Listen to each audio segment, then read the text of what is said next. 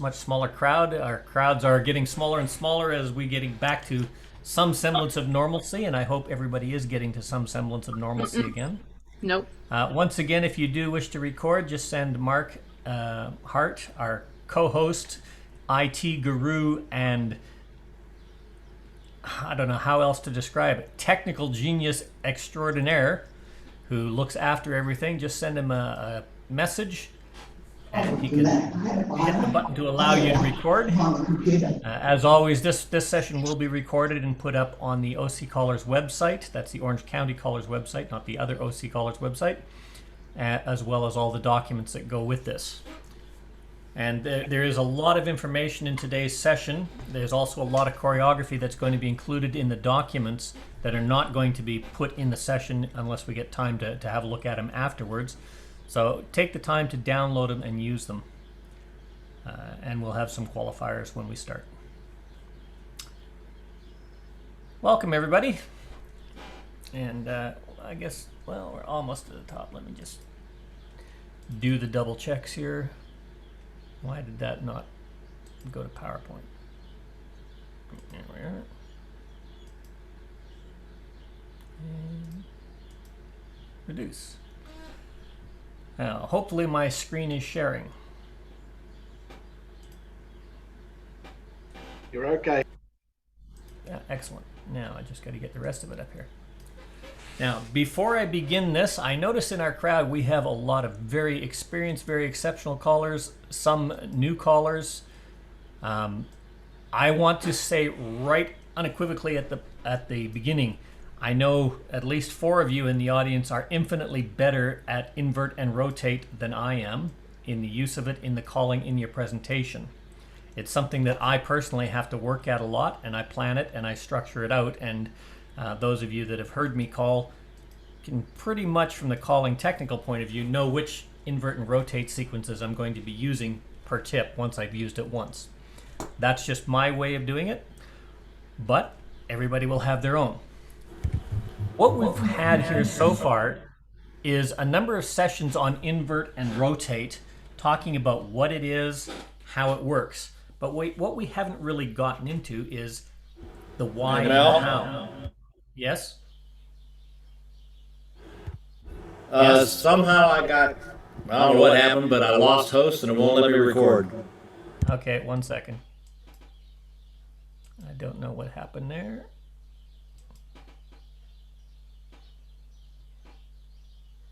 I've got him on two places all of a sudden. If that means anything. Hang on, I don't know what's going on because it doesn't have me as the host either. This is interesting. Hang on, Mark. Okay. Well, it's on my screen. It says Mark is the host now. I've just made you the host of the meeting, Mark.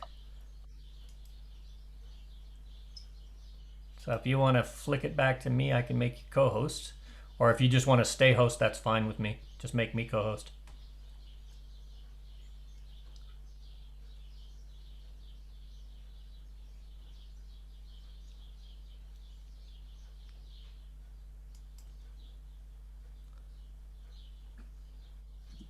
Okay, and let's go. I think I got my other one out. I have no idea how I ended up in here twice. I don't know, but you're getting feedback on your mic when you do. Okay, is that working for you now?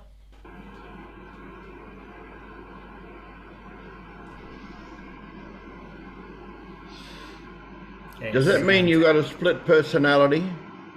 We got background noise too, Mel. Yeah, I'm just wondering where that's coming from. I'm wondering how come there's so many people on this session this morning that were there last night. I don't feel as though I'm here. It's been a long day for you, Brian. Oh, right. short night. We've got feedback coming from somebody, I don't know where, so if at all possible, if you're not speaking, if you could mute yourselves, that would be great, because it's not coming up as the feedback. Okay, so let's try and get back to this here. Share screen. There we go. And hopefully that is up on the screen now. Okay, so the terms invert and rotate have been discussed, and what the invert and rotate sequences do to the dancers has been outlined in a number of previous sessions, as I've said. What this session is going to be about is taking that theoretical knowledge fact and understanding the why and the how to apply it. The simplest explanation is it's all about balance, and in square dance words, that means using complementary choreography that feels different by changing the who's who. And you'll see what that means as we go through this. So invert and rotate for some is a method of changing the aspect of the dancers on the floor, changing their perception of inclusion with other dancers, and changing their location. What this means is changing where they are while at the same time changing the active and the inactive dancers. Now, the simplest version of invert and rotate concept is to get a static square, call a get in like head square through, and just call a sequence. Do an Alaman left, square your sets. And then you repeat that same sequence done from the side. So you start with the heads going in, you've set it up, and you're going east-west along the floor. The next time you use the same sequence, you call it, and you go north-south because you've started with the sides. That's the simplest concept of understanding how an invert and rotate works, but it can be a lot more complex than that. So what a singing call figure does with rotation is you can take that singing call figure and you can rotate the girls each time, and every time you rotate the girls in a singing call and you change heads and sides, you're getting that concept of changing who's dancing with who, plus changing the aspect on the floor. So we're going to use one singing call mainly for this entire presentation, and that's a basic singing call. Head square through, swing through, boys run, bend the line, right and left through, flutter wheel, slide through, and normally it would be swing your corner and promenade. Just an Alaman left and promenade is how we're going to finish it. Now that sequence has the heads active, leaving their home quadrant, going to that east-west grid. And then when we do it for the sides, it changes us to the north-south grid. Okay. Unfortunately, although sequentially repeating the same sequence 4 times with alternating starters may be effective in singing calls, it loses its effect in patter calling. And it's for this reason that the concept of prepared and practiced modules, which we've talked about extensively, is very important, especially when you're working around a theme. And as I've said many, many times, I don't care if you're a site caller, a module caller, a crams caller, whatever, everybody uses modules. It's a sequence or routine that's done for a specific purpose to achieve a specific goal. For the purpose of this topic, what we're going to focus on solely is the application of what is known as the Xero Module. Okay, that's the module that takes you from one phasar state to the same phasar state. And in specific terms, we're going to look at the corner box to corner box module. There are others that work with other phasars, but today we're only going to look at that just to understand the concept and how to apply it. So, however, the problem still remains. How do we change the aspect for variety and location and perception without everything being head start, do the sequence, Alaman left, side start, do the sequence, Alaman left? So wouldn't it be great if callers had a tool by which they could keep that phasar, that corner box or whatever our phasar state that we're working with, wouldn't it be great if we had a tool that could keep that, maintain all the control of the choreography that we want to use our modules, and yet still move the dancers around the entire floor, looking at different walls, interacting with different people, and have all that different but familiar feeling of comfort for them? Well, of course, no surprise, there is. Otherwise, we wouldn't be having this presentation. What these are called are the invert and rotate modules, and they're specifically designed to do exactly that. They change the aspect, that's that orientation east-west to north-south. They keep the basic phasar for choreographic control. So if you're in a corner box, they'll keep that corner box. If you're in a partner line, they'll keep that partner line, and so forth. They will interact the dancers with other dancers by changing the active couples. You start with the heads on the outside, then you put the sides on the outside. And you don't have to change all your flows or start right at the beginning of a squared set again. It also maximizes the use of the floor space, so it feels like it's a big trip that you've taken, not just crossing back and forth across the street. And it also maximizes the dancer experience while minimizing the dancer, and I will add this, minimizing the caller stress. Okay, That variety with familiarity for the dancers means that different but not difficult choreography is happening. It feels great for them. And the control it gives the callers helps remove that stress of, where's my corner, that resolution stress, because you don't need it. It's not a big thing. If you're prepared to use it, it will work very, very well for you. So we're going to look very, very quickly to review just to bring everybody back in. Now, please note there are a lot of other invert and rotate modules that work with partner lines and such and other formations, but at the moment we just want to focus on the concept of invert and rotate and how to make the best use of it. So for that reason, we're going to stick to the corner box to corner box module and then expand in partner to partner line a little bit later. Okay. At this point, most callers, new or experienced, have a few modules memorized. We all have our favorite singing call. We all have a couple of corner box modules and this kind of stuff that we use, and they're our go-to. Okay.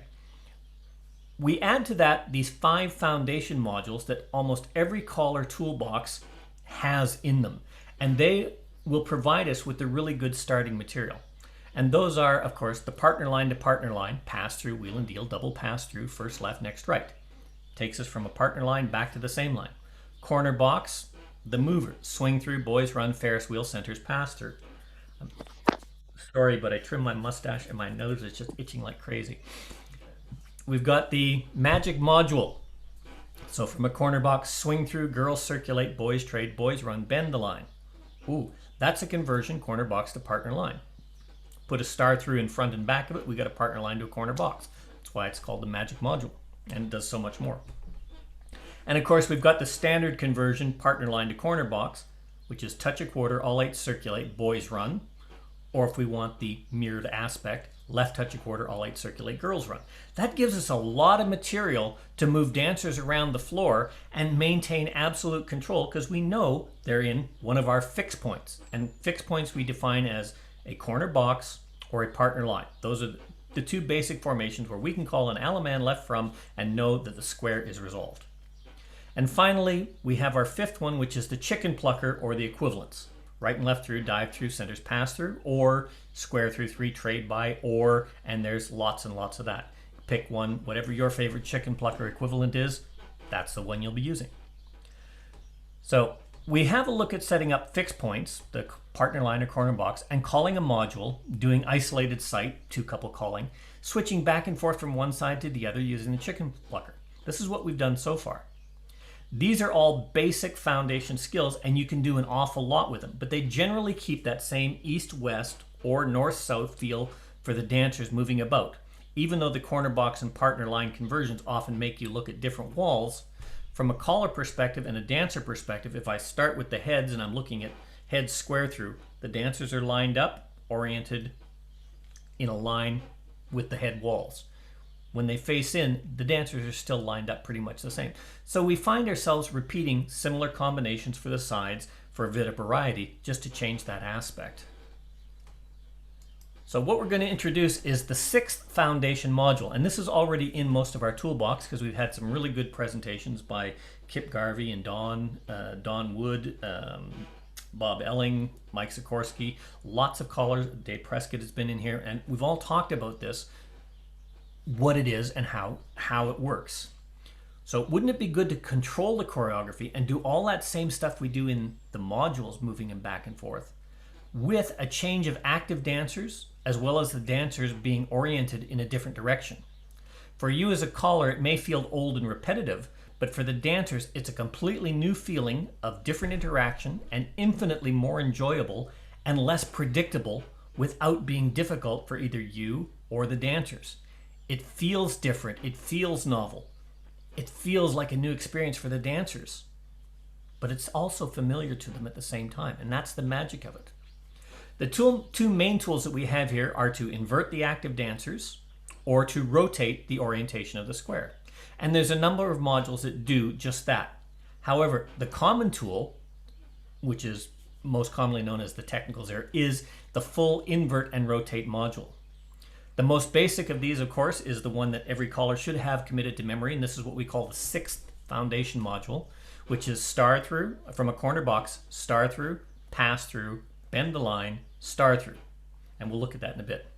We end up in a corner box The Phasar it stays as a corner box, but it's rotated it, so instead of heads square through, we now have it with the sides on the outside. We now have it with the heads at the outside on the top of the square. Sides are in the middle as the active dancers. So we're looking at different walls. We've got different partner pairings. We've got a whole bunch of new things happening. In addition to the orientation, what's added is the perception of all-inclusive use of the floor because we've moved around the floor. And finally, we've changed 2 of the dancers in the grouping. So our partner pairing has changed. So if you look here in the slide, we've got the sides on the outside. Look at that. The side men and side ladies are still partnered. The heads have their backs to their partner. When we do the module, we now have the heads paired with their partner, and the sides have a brand new partner as well. But we haven't really changed a heck of a lot. We're still in a corner box, and we can still use all of our corner box choreography, all of our corner box resolutions. And that's one of the beauties of that, but it feels so different, yet still familiar. Now, before we go on, there is a warning. Do not try and rush this process. If you remember back when I gave the presentations on modules, I said, pick one, make it yours, get used to using it. The same with resolution techniques. Pick one, make it yours, master it before you move on. The same principle applies to invert and rotate. Okay? Once you're comfortable changing the corner box Phasar and using it, then start looking for or developing your own other invert and rotate modules. And there's lots of technical Xero modules out there. But start with small, short, and easy to remember ones, one at a time. Pick the one you like and then incorporate it. So as a warning, when you deal with modules, in fact, any prepared choreography that you're going to present, always check them out before you use them, and do not try to learn them all at once. It's the worst mistake callers make, is they just try and stick a fire hose in their ear, turn it on, and hope everything's, and all you end up with is a bad ear and a waterlogged brain. Okay? Pick one, get used to it. Build your confidence and understanding of what it does before you move to the next. That way you build your repertoire slowly and you're able to retain modules and pull them out when you need them. So always remember, if you want to build something that can last and be enjoyed by the dancers for a long time, you need to spend that time and effort to create the solid foundation on which to build. That's why they're called foundation modules. Anything built without that good foundation is going to collapse quickly, regardless of how well it may look on paper or at the dancers or the first time you used it. It doesn't have the foundation to stand for a long time. Okay, so let's get into our technical zeros, if we will, or our modules. Understanding the principle of this, the question is, what is invert, what is rotate, and what is invert and rotate? Well, a rotate simply is changing the aspect with the formation, moving to start from facing head walls to facing side walls. But we're not going to change the active dancers. So if the heads start on the outside, the heads stay on the outside. All we're doing is just tilting it 90 degrees or flipping it over. Invert changes the active dancers without changing what walls we're facing. So if I do head square through, I've got the sides on the outside, heads on the inside, and we're facing the side walls. If I invert that, I'm still facing the side walls, but all I've done is change to put the heads on the outside, sides on the inside, and everybody's got a new partner, or it feels like you have a new partner, but you don't. And then there's the invert and rotate. That changes both the active dancers and the aspect, and again, without changing the basic Phasar. And there are independent modules to do all this, but there's also combination modules that do both invert and rotate. And it's very, very, very, I cannot stress this enough, very important to know which module and which type of module you're using. So what we're going to do is we're going to start looking at rotate modules only. So rotate modules keep the heads on the outsides as the actives, if we're going to do that, or keep the sides as the actives, but they rotate the square one full quadrant clockwise or counterclockwise or a complete flip-flop without changing who's active and who's passive. So we're just going to have a quick look at something here and paste. Now, hopefully that's coming through okay. Did that switch over? Anybody still out there?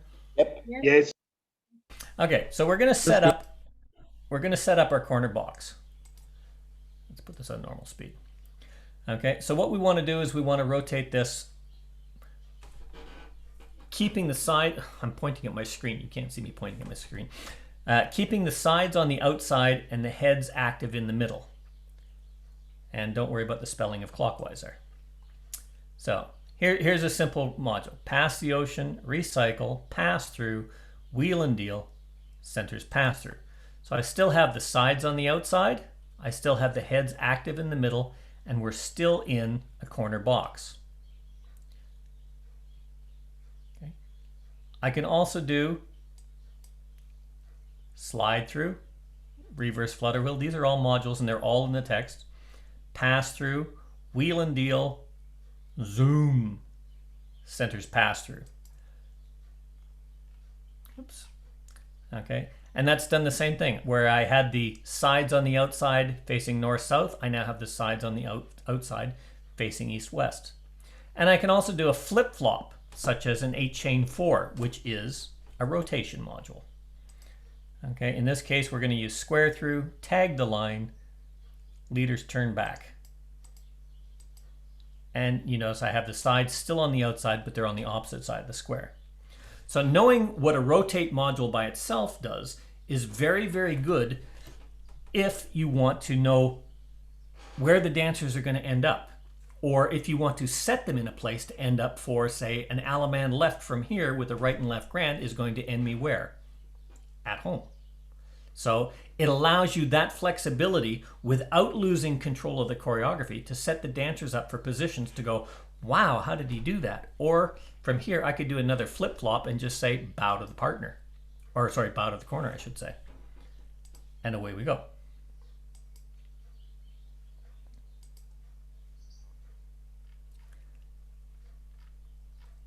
So the next one we have are invert-only modules. Now, invert modules don't change the direction, and they're really good for keeping the basic phasar, but they do change the partner pairing, and they do change the active dancers, but they keep that orientation. And again, this is about you giving a new feel to the dancers, keeping it familiar, but giving them the experience of moving around and dancing with everybody. And that's the whole difference, giving the dancers that different feel of flow and space without change, so the caller always has control. The dancers feel the experience. And there's some simple ones there. For instance, from a corner box, make a wave, ladies trade, circulate, boys run, Ferris wheel, centers pass through. All that does is it keeps us going east-west or north-south, but it changes the heads to the outside from the sides on the outside, and so on and so forth. And we'll look at those quickly.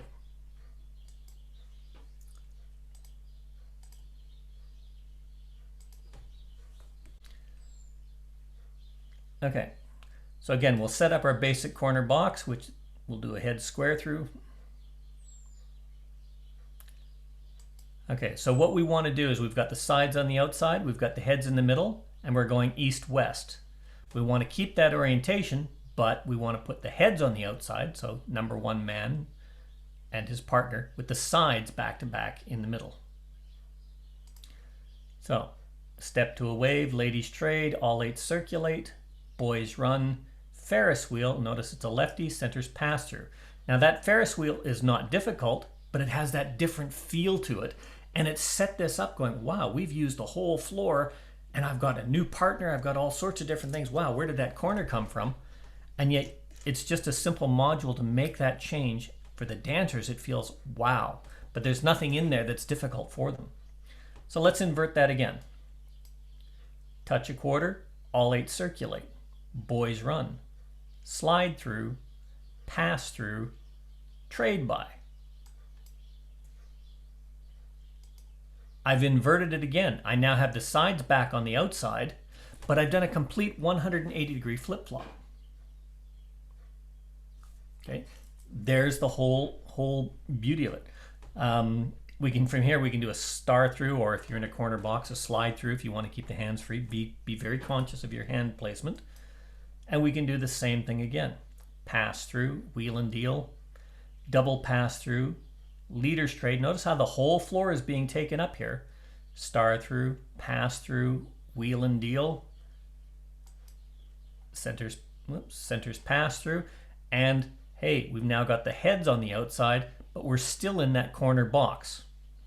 And we can finish up. Knowing this is really good if you want to set the square up for, say, an Alaman left and a right and left grand with a short promenade because the dancers are doing really good, or an Alaman left and a 3/4 promenade to allow the dancers, if you've lost a square or two, to promenade home. It gives them time to fix themselves without being conscious about making a mistake. So there's my Alaman left and right and left grand.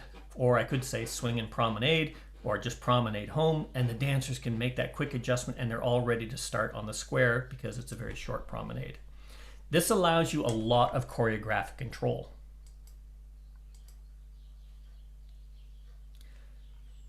And finally, the invert and rotate modules. This is finally from the corner box. What this does is it changes the dancer relationship, the partner pairing. It changes the orientation, but it keeps the basic phasar. Now, there's two types of this. Some people say it's a rotate left and a rotate right. I look at it slightly different, but how you want to look at it is entirely up to you.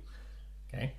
There's one which I call the footprint invert and rotate, which means that if I do a head square through, everybody's still in their basic static square bow to your corner position. If I invert and rotate that, everybody's still in their basic static square bow to your corner position. So that's what I call a footprint invert and rotate. It still rotates the square, but they're on that footprint. The second type is the full quadrant invert. In other words, it's a flip-flop that changes not only the direction, but where the dancers are going to be. So if I do a head square through, it puts the heads on the outside after the module, but they're not in their home position. They're on the opposite side of the square. This is a very, very important thing to know the difference between the two of them, because it makes a difference how you use them. So a couple of examples I've given there: split the outside, separated round one to a line, star through, California twirl, and so on and so forth. We're going to have a quick look at these. The second bunch are quadrant flip-flops. They do the invert and rotate, and a lot of very simple modules: touch a quarter, all eight circulate, boys run, square through two, trade by. All of these kinds of things will have a different outcome, and if you're not very clear about what it does before you use it, take the time to get your checkers out or your computer program out, look and see what that module does, because it's going to have a very, very significant effect on what happens to the dancers. Whoops.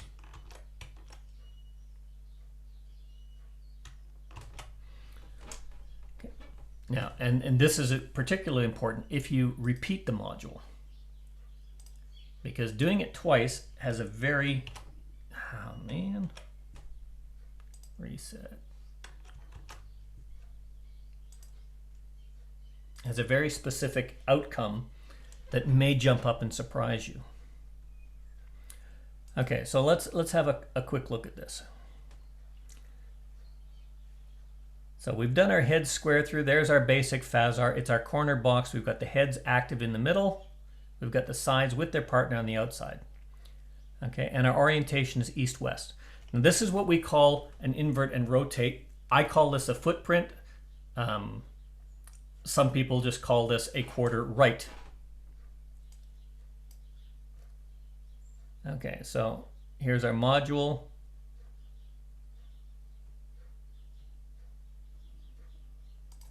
Okay, so that was our module, which was pass through, the outside's clover leaf, center square through 4. Notice, yes, it's inverted. The heads are active on the outside.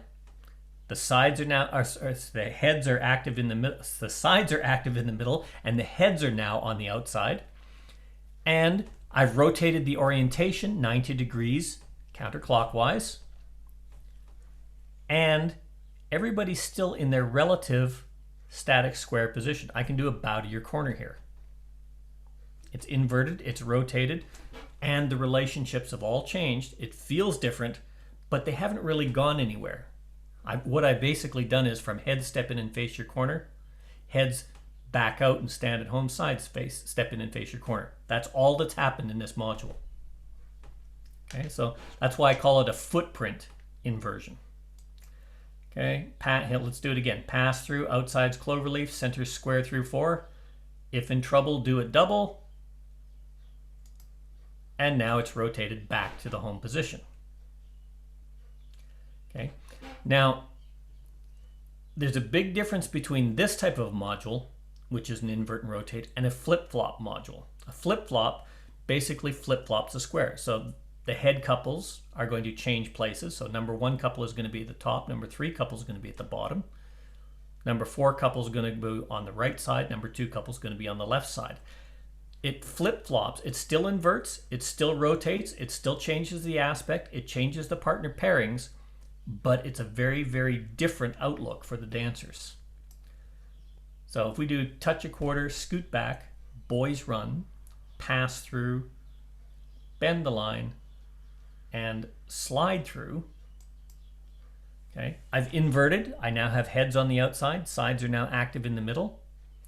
But they're not in their home footprint position.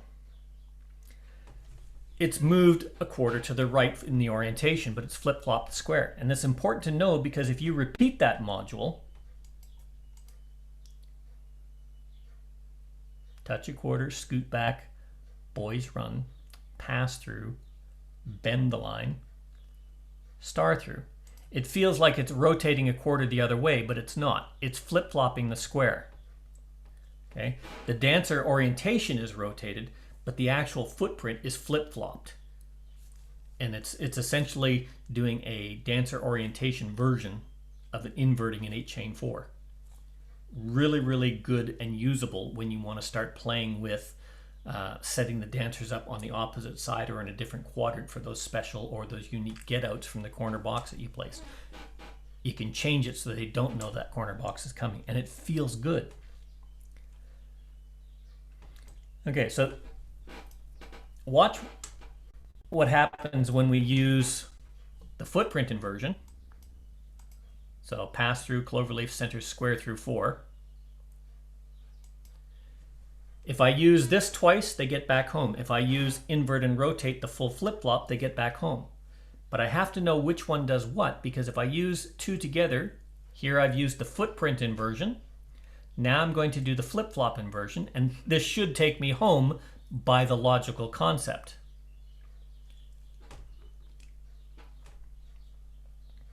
But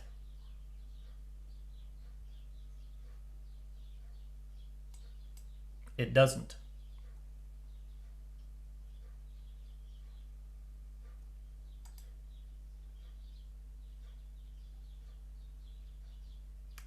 Okay. It takes me to the opposite side of the square. It goes one way, one back way, but it doesn't do that. If you use a footprint inversion and a flip-flop inversion, you're going to change your orientation. It's like going the same way around the outside as opposed to going there and back again. And you have to really, really be aware of that kind of stuff. If I'm in a corner box and I'm not home, as I would have been if I did it using the same type of module twice. I don't know if that is clear to everybody, but I hope you get the point of that. We can come back and look at that later if you want. So when you find or write modules that invert and rotate, i.e. the technical Xero type modules, I highly recommend you write them down and keep them someplace as a reference. Also, ensure that you make specific notes as to the type of module. Remember that using the same type of module twice rotates right and left.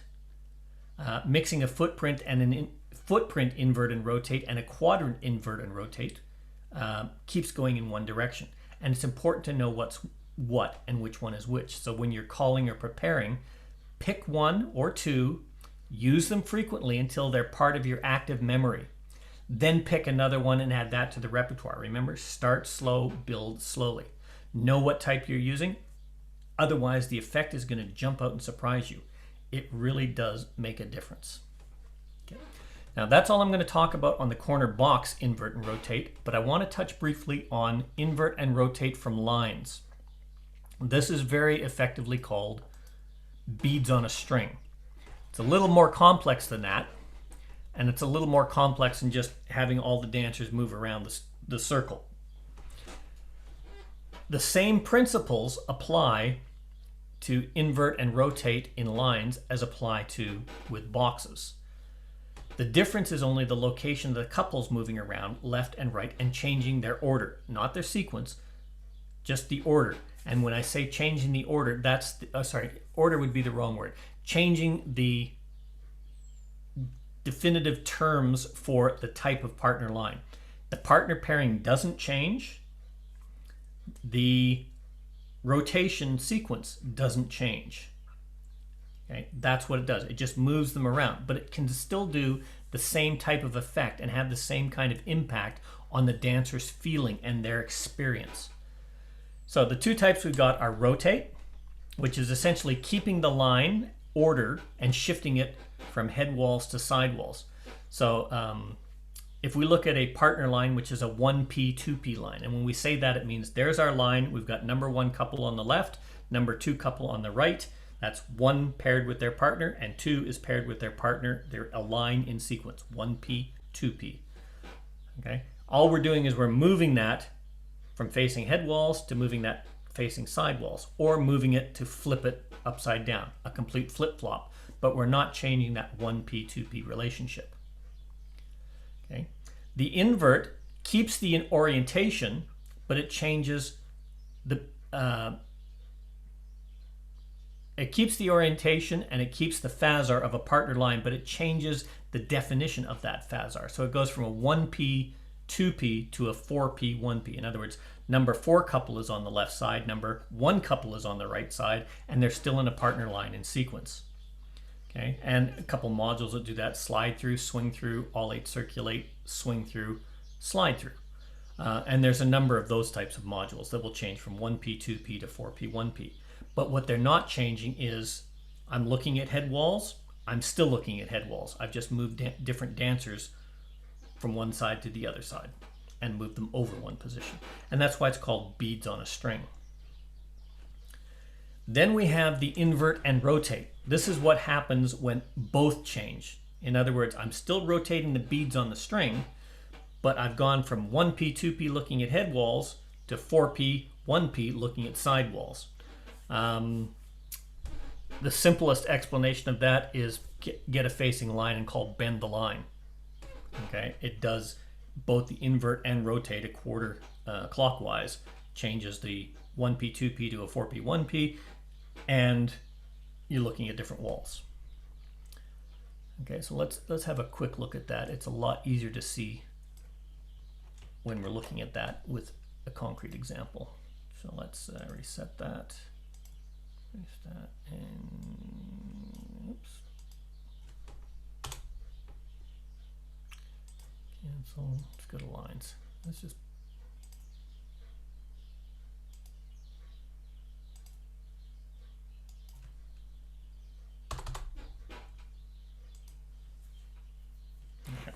okay, so this is what we mean by a 1P 2P. Number 1 and his partner, number 2 and his partner. That's the line, it's in sequence.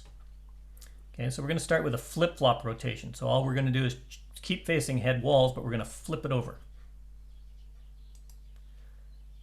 So pass the ocean, all 8 circulate twice, recycle, and sweep a quarter more. Okay, we're still in a 1P 2P. All we've done is we're just looking at the wall that was originally behind us. We can also do this same kind of thing with a quarter rotation. Okay, so left touch a quarter, split circulate, girls run, pass through, trade by, circle to a line. Okay, so notice it's still a 1P 2P line, but now we're looking at side walls instead of looking at head walls. Okay. Now we're going to look at an invert example. That's changing from 1P 2P to a 4P 1P or something along that line. Okay, so slide through, swing through, all 8 circulate, swing through, slide through. Oops. And that takes us from a 1P 2P to a 4P 1P. Essentially what we've called is a fancy way of saying bend the line.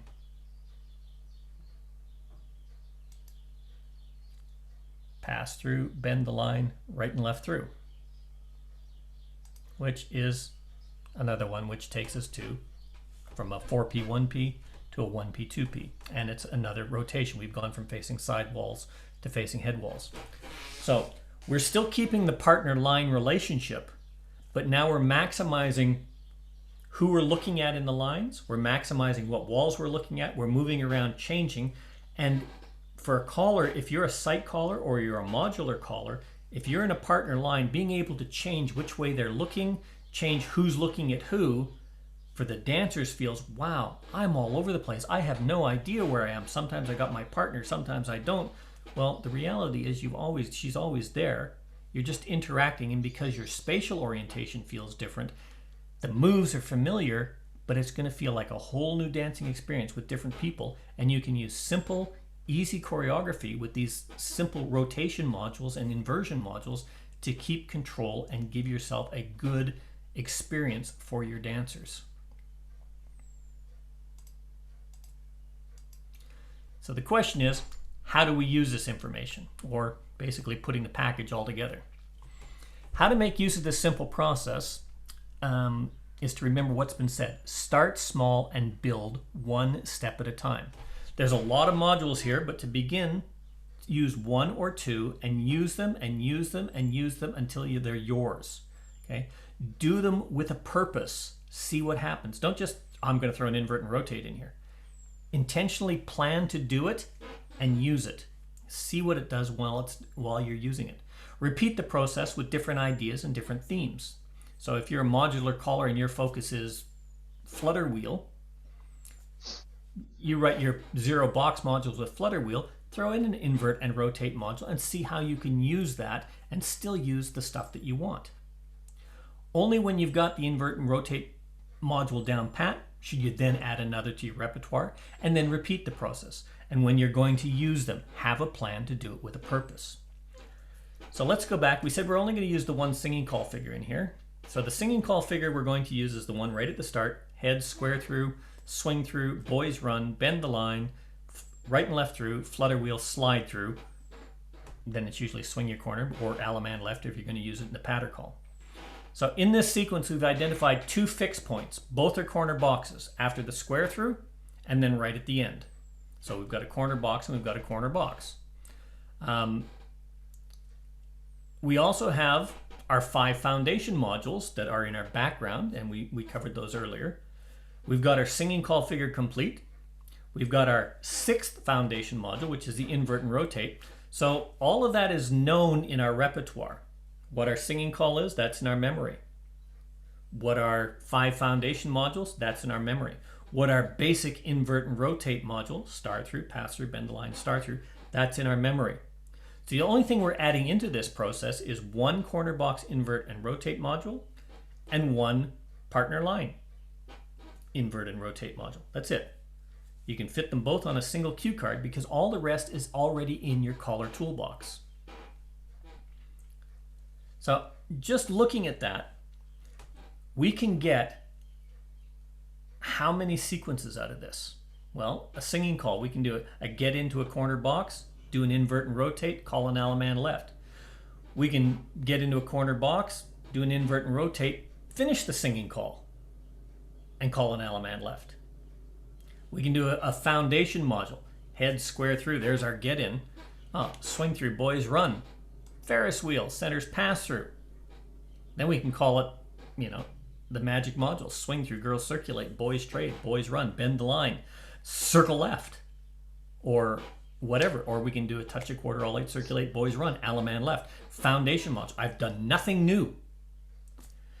We can get into a partner line, start from a partner line and convert it to a box, do an inversion module, and then finish our singing call. The reality is there's so much available without adding any new material that we can create, 220 new sequences of 3 modules without repeating ourselves. That's just a get in and a module.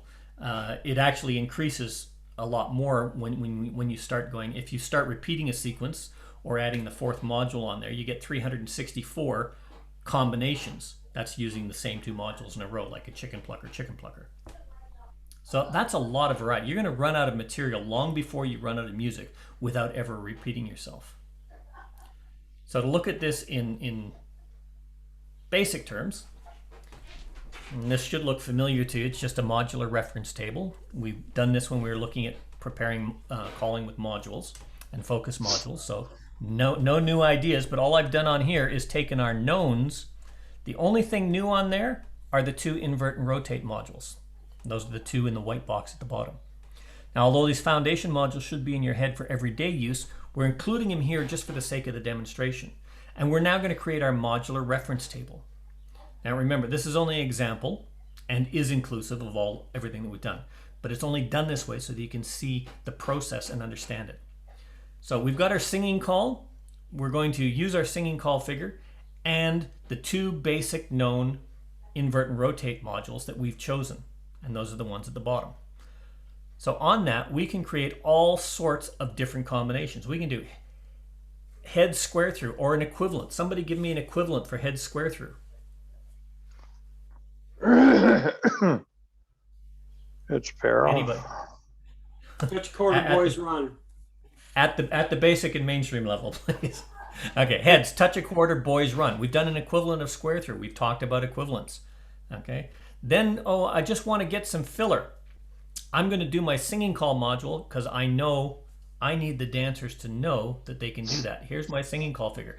Swing through, boys run, bend the line, right and left through, flutter wheel, slide through. I'm back in my corner box. I'm exactly where I started doing heads square through or heads touch a quarter, boys run.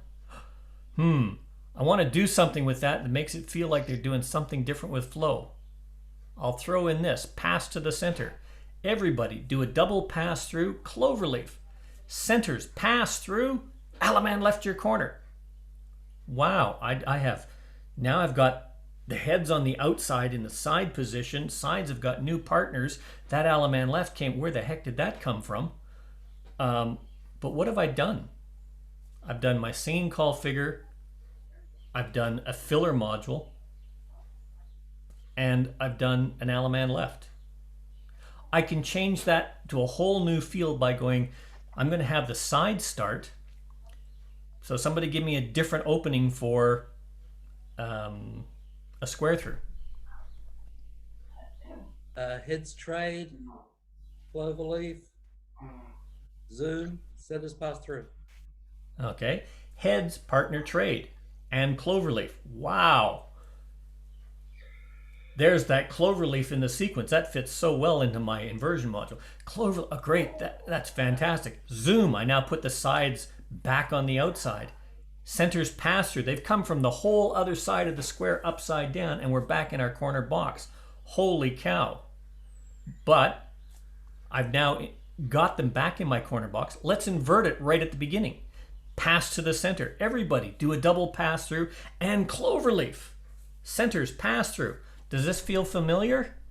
That opening was very unique, got me to a corner box, but now I'm using an invert module, and wow. I don't know what I want to do here. I'm going to give the dancers a break.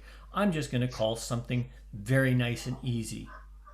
Oh, star through, pass through, bend the line, star through, or slide through. Alaman left your corner, right and left grand. Enjoy yourselves. For the dancers, this is a whole new feeling. But what have I actually done? An equivalent and one module. Everything else is already known. I've already done the singing call figure. I can put that corner box to corner box from the singing call in there at any time and use all this known stuff with those two little modules and have a wonderful field day, which is an entire brand new dancing experience for the dancers. The use of these modules and format can make a significant difference for enhancing and getting your dancers a better appreciation of you as a caller, because they'll feel that full variety of movement and interaction. And this is what you always want to achieve. For the caller, it may seem boring and repetitive, but it's all about the dancer experience and the dancer perception. It's not about the callers. And if you're in it for the caller being about the caller, you're in the wrong business. It can only... Well, what it does, it'll make even the newest newbie module presenter. Brand new caller, I understand a few modules. Oh, look, they've given me this. It will make that presenter into a new caller with the feel of experience and confidence to the dancers. And that's what it's all about. Because when your dancers have confidence in you, even as a brand new caller, they're going to have more confidence in themselves because they will trust you. So remember that. It's all about the dancer experience. Practice, practice, practice, practice. Simple and effective makes for a better experience. Caller variety is different than dancer perception. When they have confidence in you, they're going to have confidence in themselves. This is all about trust. Okay? And dancers trust that if they fall, you're going to catch them. And when you catch them and they're still standing, they're happy. They're going to go, wow. The only thing that's going to stop you from being effective at this is you getting bored with it and thinking that your calling is boring. It's not going to be boring from the dancers. All you got to do is look at their faces. So, a warning. We can't look at their faces at the moment, Mel. Why is that? They're wearing masks. Ah, true. Using an invert line module needs caution, okay? Especially when you're not using fixed points or partner pairings. It's very important to understand this. There's this perception with new callers and some experienced callers that when you do a module such as a partner line to a partner line, it can be inserted anywhere you have a line within your sequence. This is not the case with invert and rotate modules, and it's particularly important with lines. Remember, the basic requirement of identifying is it a true zero, a geographic zero, or a technical zero? Anytime you use a zero, you got to identify that. If you don't, you're going to get caught unaware. If the pairing, these are just some simple guidelines. If the pairing is a partner line pairing in sequence, in other words, a partner line, invert and rotate modules are no problem. You use the module, finish the singing call. Okay. That's not a problem. If the partner line pairing is out of sequence, it's no problem. You can use the invert and rotate module and finish the singing call module, when you get to that line point again to find your corner. However, it doesn't always apply if it's just a line. Okay? So if the pairing is a corner line or a right-hand lady line known with their partner, you can use the INR module and it's still no problem. Finish the singing call. However, if your line has a mixed pairing, such as one couple is paired and the other couple is not, if you use an invert and rotate line module there, or a technical zero module, when you get back to that non-fixed point line, you're going to need a pass-through and trade by or some kind of equivalent to fix it. The reason I stress this, it's very, very important to look at the partner pairings before using a line zero in a module. This is why I stress for new callers, work with the fixed points, partner line and corner box, at the start before you start playing with this stuff. Because if you're not aware of these pairings, when you can apply that pass-through trade by, and what that does, it'll keep your sequence, but it'll change it from a corner progression to a right-hand lady progression without you even knowing it. And when you go to call that Alaman left, you're going to go, oh. And unless you're really, really quick in watching, you may miss that, but on the third hand, etc. Or that quick fix. Okay. This is something that takes a long time to master. But when you recognize it, it opens up an even greater selection of possibilities to play with. As always, however, this is provided for additional information. Stick to the general guideline. Start small, build the foundation slowly so it's solid, and then you can put things on it that are not going to collapse. So I just want to quickly look at what I was talking about with the progressions, about what happens with the partner lines. So we'll reset that, we'll paste that in there. Now hopefully this will work. And of course it will not work. Let's take it to a squared set and paste it in there and see what happens. And now the computer chugs away. Now, just as a reminder, all of these sequences, all the choreography, all these modules, and a few more are all in the presentation notes that are going to be attached to this, which are available on the OC Callers website. Come on, sometime today.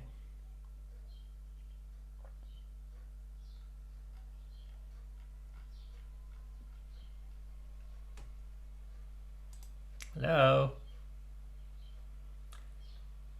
Does anybody else have problems with terminations when they try and do stuff like this? Okay, so let's look at our original singing call figure. Head square through forehands. I'm just doing a do-si-do in here, but the next one is swing through, boys run, bend the line, right and left through,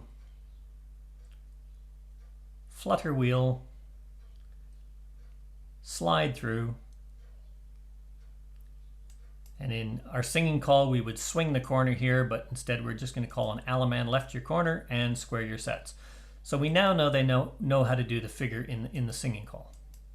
Okay, so now let's start looking at these INR modules and what they do at box and line points that are not fixed points. In other words, a corner line or such. So we're going to do a heads square through, do a do-si-do, and let's set up a corner line. Okay, notice this is not our normal fixed point. Okay, but they're not paired. You know, I don't have one couple paired and one couple not paired. So I can do an invert and rotate module. Touch a quarter, all 8 circulate, boys run, trade by, ouch, 8 chain 2, slide through, and notice I'm still in a corner line. I've still got all my sequencing and all that other kind of stuff is still fine. Not a big problem. I do not need to have a pass-through or a trade by or an equivalent when I go to resolve this. I can do another one. Pass through, tag the line, face in, touch a quarter, boys run. Okay, there's my corner box. I'm back into my single. I can do an 8 chain 4, that's a flip-flop, great. Alaman left, and promenade home. So my rotate module worked perfectly well there. Getting out of it from that corner line to a resolution worked perfectly well there. If I set it up, let's set up a corner box again. Hit square through. Okay, swing through. Let's have the boys cross run and the ladies trade. Girls run and bend the line. Okay, and from here we're just going to go into a flutter wheel. Okay, so we recognize this formation as a corner line, but it's out of sequence. Can we use an invert and rotate line module here? Absolutely, because there's no partner pairings. Nobody's there, sorry, they're not mixed pairings. So if we do that, couple circulate, bend the line, right and left through. Great. Well, we can now use the rest of our singing call here because this is where we would be in our singing call, which is slide through Alaman left and promenade home. Okay, and here's the whole singing call. Let's incorporate it. Head square through 4.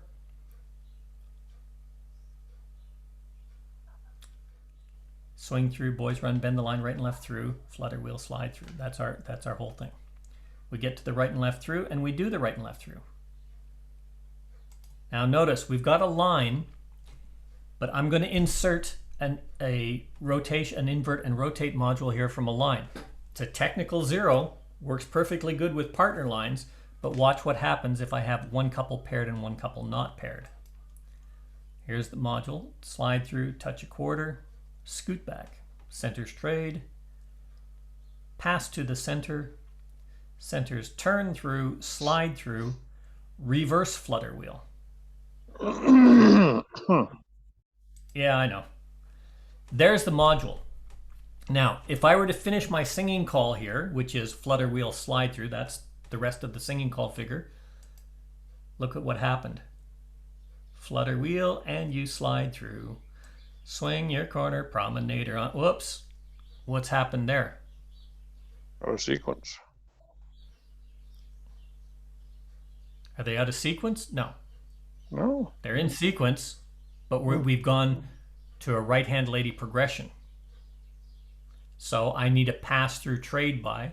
If you remember Bob Elling's presentation, when we talked about the chicken butter, pass-through trade by does that, but it keeps the sequence. The right and left through doesn't keep the sequence.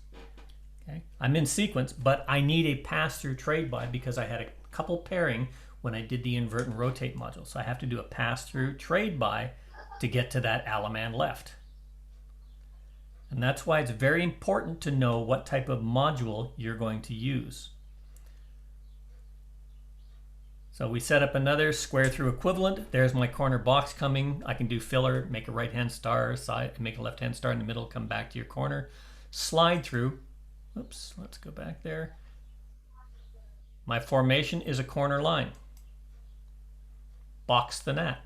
Pass through. Girls run. Balance. Swing through. All 8 circulate. Centers trade. Boys run. Pass through. Wheel and deal. Double pass through. Leaders trade and circle 4 3/4. Is that circle 4? Yeah. Circle 4, left 3/4. Okay. I'm still in a corner line, but I've gone from 4-1 to 1-2. I've also gone from north-south to east-west orientation. I can, you know, finish the singing call, pass the ocean, extend, trade by, or whatever. But because it was not, there was no pairings, I didn't need to have. If I'm thinking I need that pass-through trade by with mixed pair, with one couple pairings, and I use it, what happens is I end up again in a right-hand lady progression. So you have to be aware of what the module does, and you have to be aware of, if you're going to throw it in anywhere, it's not just a zero, it's a technical zero. It doesn't work all the time in lines. That pairing is important. It's not changing sequence, but it's changing pairings. Now I hope that's understood and I didn't, whoops, don't need that anymore. But that's just a caution, and that's why I say start small and build from there. That is an awful lot of information that I've thrown at you. But that's how to really maximize the use of the invert and rotate. And that is done through understanding what it does and how to use it. Where are we here? I'll just see if there's any questions in here. In the first sequence, you give an ends run and Ferris wheel. Bad body flow. There are those that would say an ends run and Ferris wheel is bad body flow. I don't really find it that way from an ends run, especially with the left hand flow, but I can see it because it's a forward action as opposed to a wheel and deal. It's a forward flowing action, not so much a tight, but it is a very valid point to say ends run Ferris wheel is like saying ends run bend the line. It's not quite as jerky, but if you're really concentrated on that body flow, a Ferris wheel should be a forward action flowing. A lot of people cut it short, and that's why a lot of people will find it very, very tight. Everybody will find it very tight. It's bad body flow. Yeah. How can I sound so bright at this hour of the morning? I'm just lucky, I guess. Another comment. You need to clarify some circulates. When you circulate, do you mean all 8 circulate? Yes. When Tamination's typed up, I don't know why I'm trying to fix that on mine. I'll type all 8 circulate, but to get it to work like this, I have to type circulate. I don't know what that problem is. I've talked about that bug. But when it says circulate from an ocean wave or from a column, it's all 8 circulate. It'll take split circulate, it'll take box circulate, but for some reason when I type all 8 circulate, it's not taking it. So from ocean waves where you see circulate in the Tamination's presentation, it's all 8 circulate, unless it's otherwise specified, and the same with columns. Very good catch. I don't know who that was from.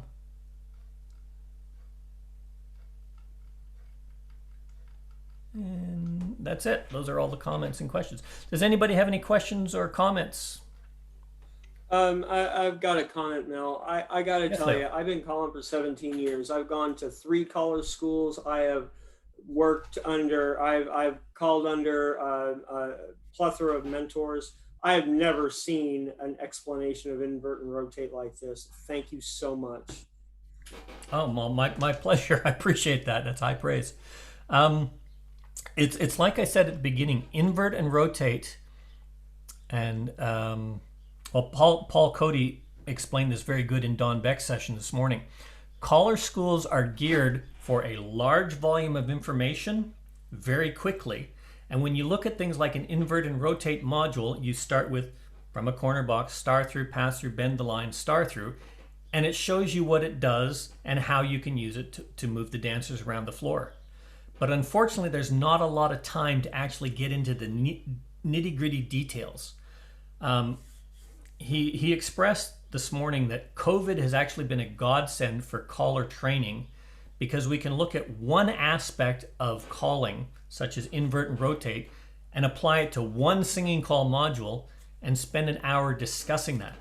It's something that has been lacking. The only caller I've ever seen that's actually run caller schools actively that's done this in that kind of detail is Barry Wanson, where he's looked at something and says, if we want to do a caller school, instead of having 50, 60 topics fast fed to you where you get 2 minutes of mic time on each topic for each caller, let's do a calling school where we have one topic or 2 or 3 topics, and let's look at them in depth to see what we can do with them. Zoom sessions are a great godsend, because you would never get the detail of this or the explanations working through it at a caller school. It's only one-on-one mentoring training. So I really do appreciate that comment, and thank you. Any other comments? Now I know there are people out there, Daryl, Barry, Alan, you're much better at using invert and rotates on the fly than I will probably ever be. So please, if you've got any comments or any new dancers. I will make a comment. I will make a comment. Nice presentation, Mel. I cannot for the life of me imagine using more than a quarter of what you presented there.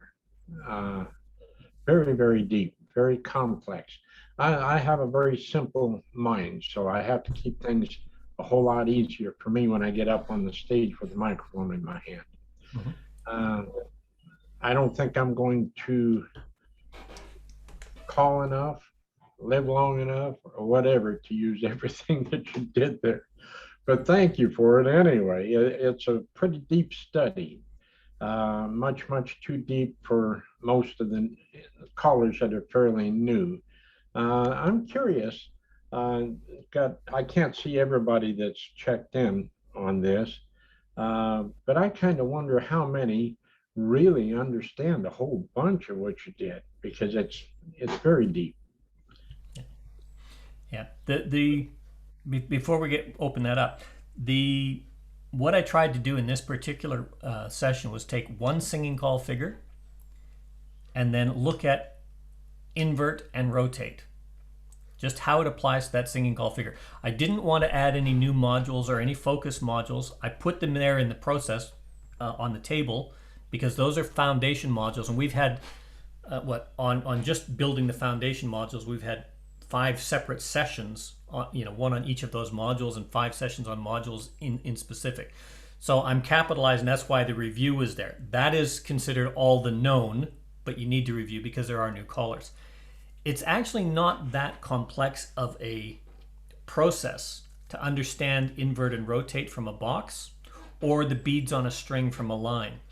What is complex, and it is difficult, is with so much out there, taking one small piece and building from it. And you are absolutely correct.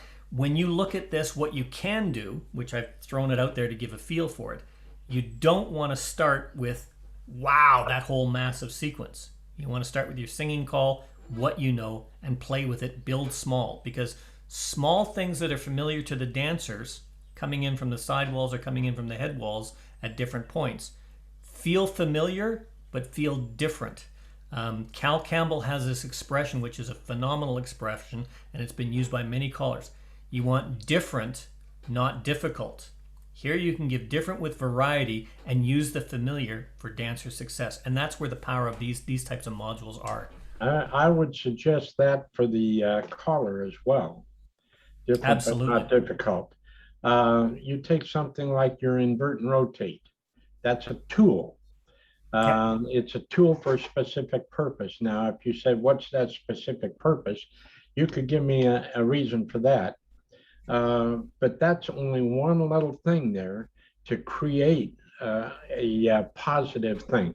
Now, if you've got your saying called failure. Now, if you take that and say, oh, okay, I'm going to not do an element left at the end of that figure, I'm going to change actives. Yeah, I can see that. But the figure in itself is there. If I were going to do I think you called it a flip-flop, where all you did was turn the square 180 degrees, that's a tool to me. I use that because I know that maybe in a singing call figure, the movement that I'm featuring turns the square 180 degrees. So I want a way that I can fix that before I get into the figure, or fix it at the end of it. Something like in all 8 circulate twice, done. And it's called, and it happens that quick. It doesn't take 5, 6, 7 movements to get there. It's short and it's a very usable tool.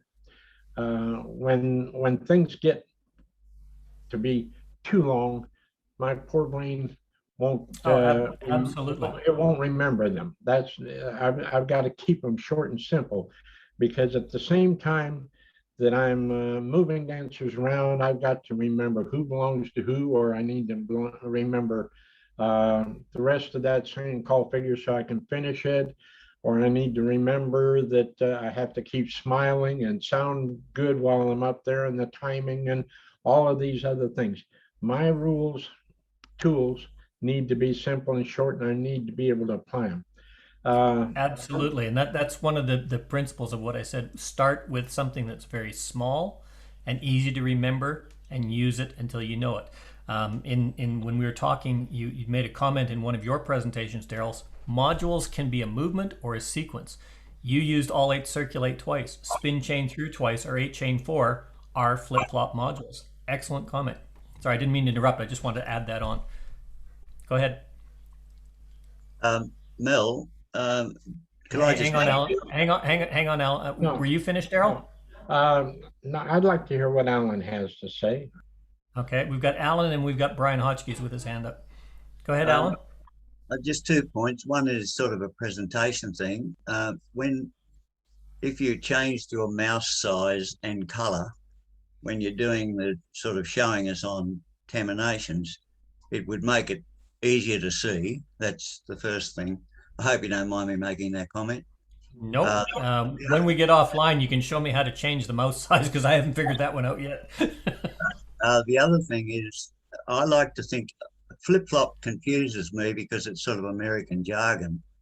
Yeah. I like to think of it as a double rotation.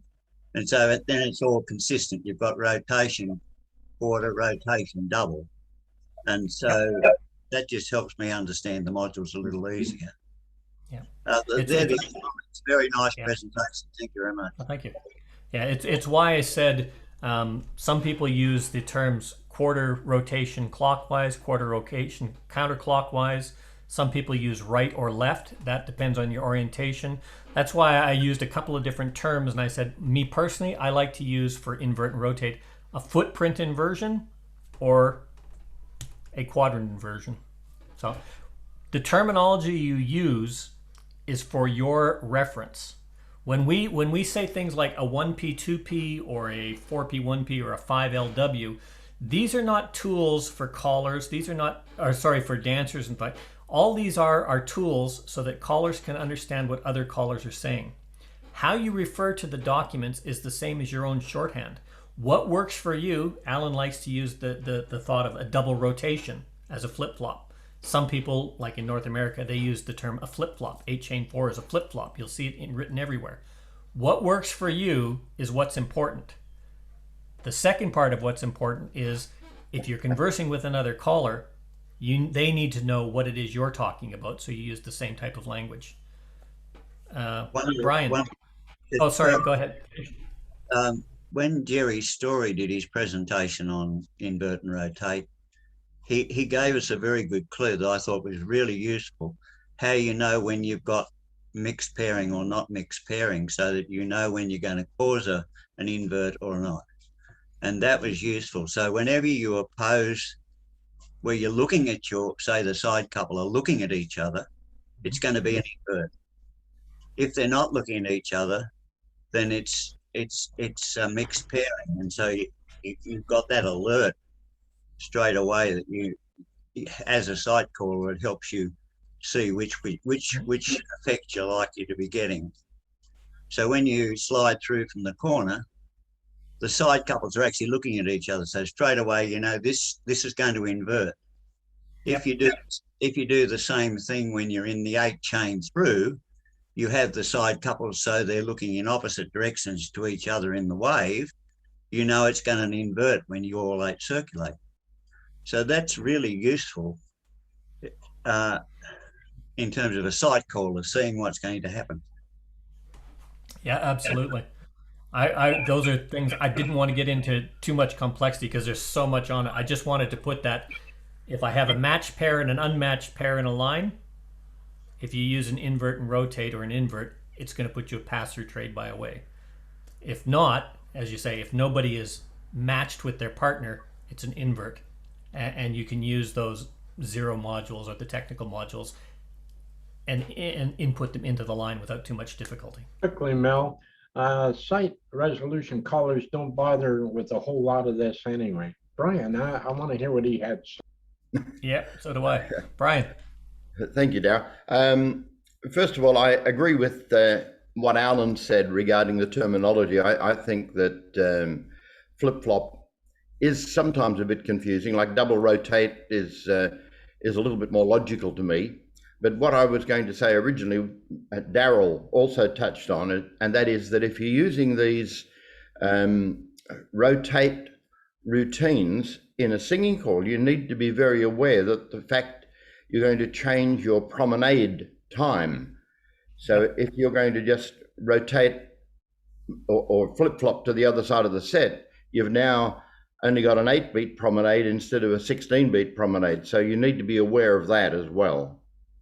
Yeah, I thought I had clarified that in the presentation, that they're very good for setting up where the dancers are going to be and what you want to do, and they're good tools for that use. Excellent comments. Yeah, I use the term flip-flop, and I do apologize to our Australian and New Zealand compatriots. I use the term flip-flop because I was actually, well, that's what I was taught when I learned, and I did most of my calling in North America.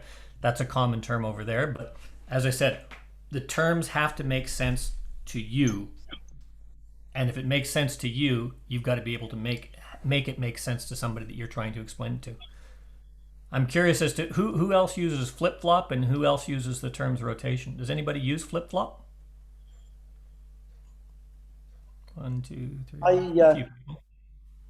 Mel, I use it not in the same context, but I use it for the type of choreography. For example, if you do a touch a quarter and then swing through, I would think that that's not flip-flop. But if you do a touch a quarter, centers trade swing through, then I call that flip-flop because it's nice and neat. Yeah. But I don't use it in the same terminology or the same context that you were using it. Yeah, I wouldn't use a touch a quarter swing through, but I know exactly what you mean. Yes, I got the term flip-flop. 8 chain 4 to me was a flip-flop, or a spin chain through twice was a flip-flop, and that's the way it was referred to, and that was your first rotation module. And I've always used that terminology. What do you use in Sweden, Helen? That you're turning the square 180 degrees. Yeah. Just turning it around. What do you guys use in Sweden? Anna, you tell them. I can't remember it so long ago. I've been speaking English on Zoom for 1.5 years. I haven't spoken Swedish about square dance for a long time. For turning the square 180 degrees. I think we use flip-flop, actually. Yeah. I know that was the common phrase when I was going in Europe. So. Yeah, well, we tend to use all the English sort of phrases, but then in between the filler words are Swedish. So we'd say something like, och då kommer du flip-floppa squaren. Something like that you'd say when you were talking. Yeah. I think that's right. I think Hannah will correct me if I'm wrong. I don't know. I'm an American, USA. I don't get out much, I guess, because I've never called it a flip-flop. Maybe the others all do. I don't know. Well, what it all boils down to is whatever terminology you use, as long as the people you're using it with understand you, that's all that's really important. You know, we'll call it a rattlesnake from now on. That way we can all agree. I'll add that I hadn't never heard a flip flop before, but I understand that better than double rotate. So, but okay. I was watching. Just as a note, we seem to be getting hooked up on the term flip flop. As opposed to invert and rotate, which is the essence of the presentation. I have heard invert and rotate. Yeah, that's what I've heard most. And I'd say that, you know, I do use it. I think probably the thing that slowed me down the most was it seemed like it was too obvious. But of course, it's obvious to us, but it's not obvious to the dancers. And as you said, when you use it, it's kind of like a card trick. You know, you think or you make it look like you're shuffling when you're not shuffling, and the people that are actually, you know, if you know how a card trick works, you can't understand why people don't see it. But if you don't know how it works, you just can't figure it out. You don't. I love that analogy. I'm going to steal that because that's an excellent explanation. Sure, that's it. Yeah. Misdirection. Right. Total control. Right. Yeah. Yes, Daryl. Dancers never know how it works. They just don't. Yeah. And there's nothing to say that you can't keep those invert and rotates very simple. Just the most basic is star through, pass through, bend the line, star through, right? Yep. You can use equivalents for the star through on either end of it, can't you? The thing that does this rotating is to bend the line. I'd like to hear some different ways now that don't incorporate some sort of bend the line in it. You say wheel and pass through, wheel and deal. Well, yeah, you're actually bending the line, you're taking them with you, and you're changing the direction of that grid. But the grid is where the dancing takes place. I don't care if it's north, south, east, west. The invert and rotate, that's what I would consider a technical zero. It's a direction of the grid. And that, to me, that makes a tool out of it. I say, okay, a technical zero. I know I haven't changed a darn thing as far as the relationship of the dancers. What I've done is I've changed the direction of the grid, but the actives are different. That does the whole thing for me right there. If I can get that out of it, everything else that I call is either two couples on either end of that grid or ways that I'm going to move them back and forth across the grid. That's the whole traffic that we have to deal with. So that little bit of star through, pass through, bend the line, star through, that's going to be lost in everything else that I do.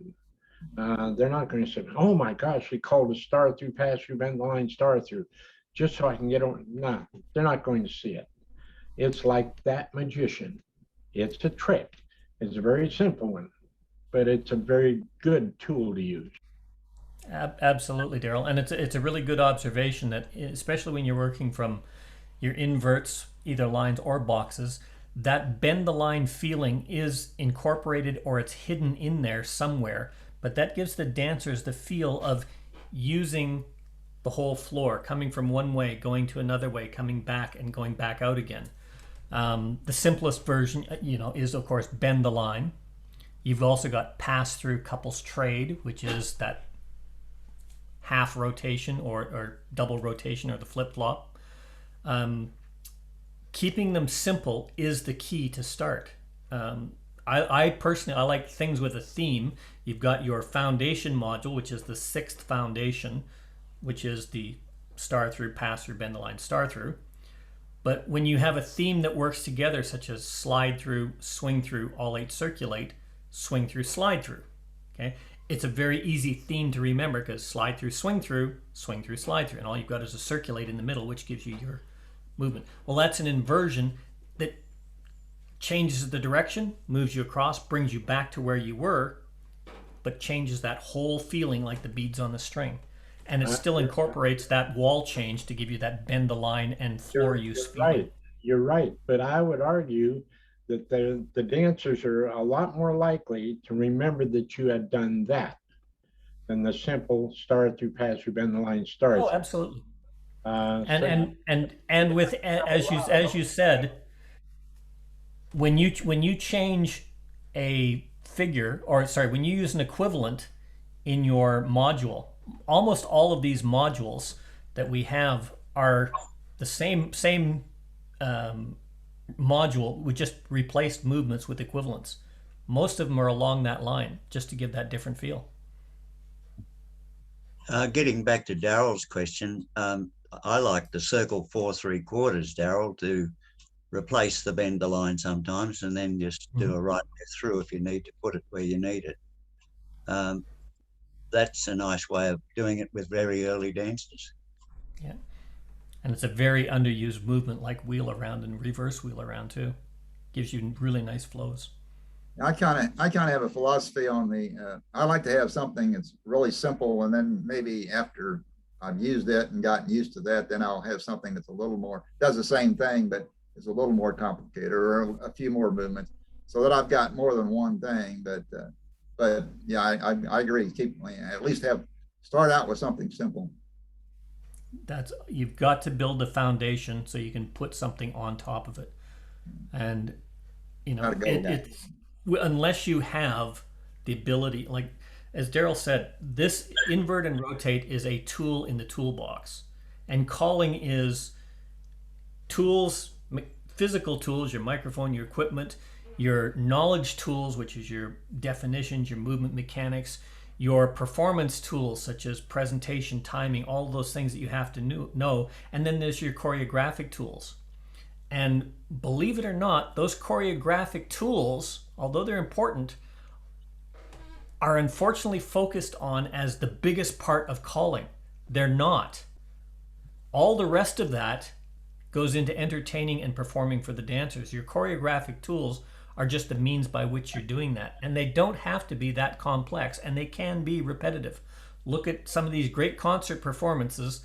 They'll go and they'll have 1 or 2 new songs in a performance, but they'll take that around the country, perform 100 shows. It'll be the same show, but there's only 1 or 2 new songs in it that change when they move to a different location.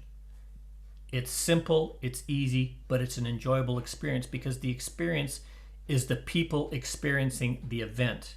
And those are all the tools in your toolbox. The choreography is not your biggest tool. It's useful, but it's not your biggest tool. It's only big if you get it wrong. Yes, Keith. Can I ask you something? Am I right to say that you are talking about singing call? You start with a corner box like square 2/4, and then you have basic finishing off. You know, and so after the square 2/4, you insert, say, invert and rotate, and then you finish off with your basic singing call. That will increase the time, wouldn't it? Yeah, if you did it that way, yes, it would. But I don't think that was the intent of what was being said.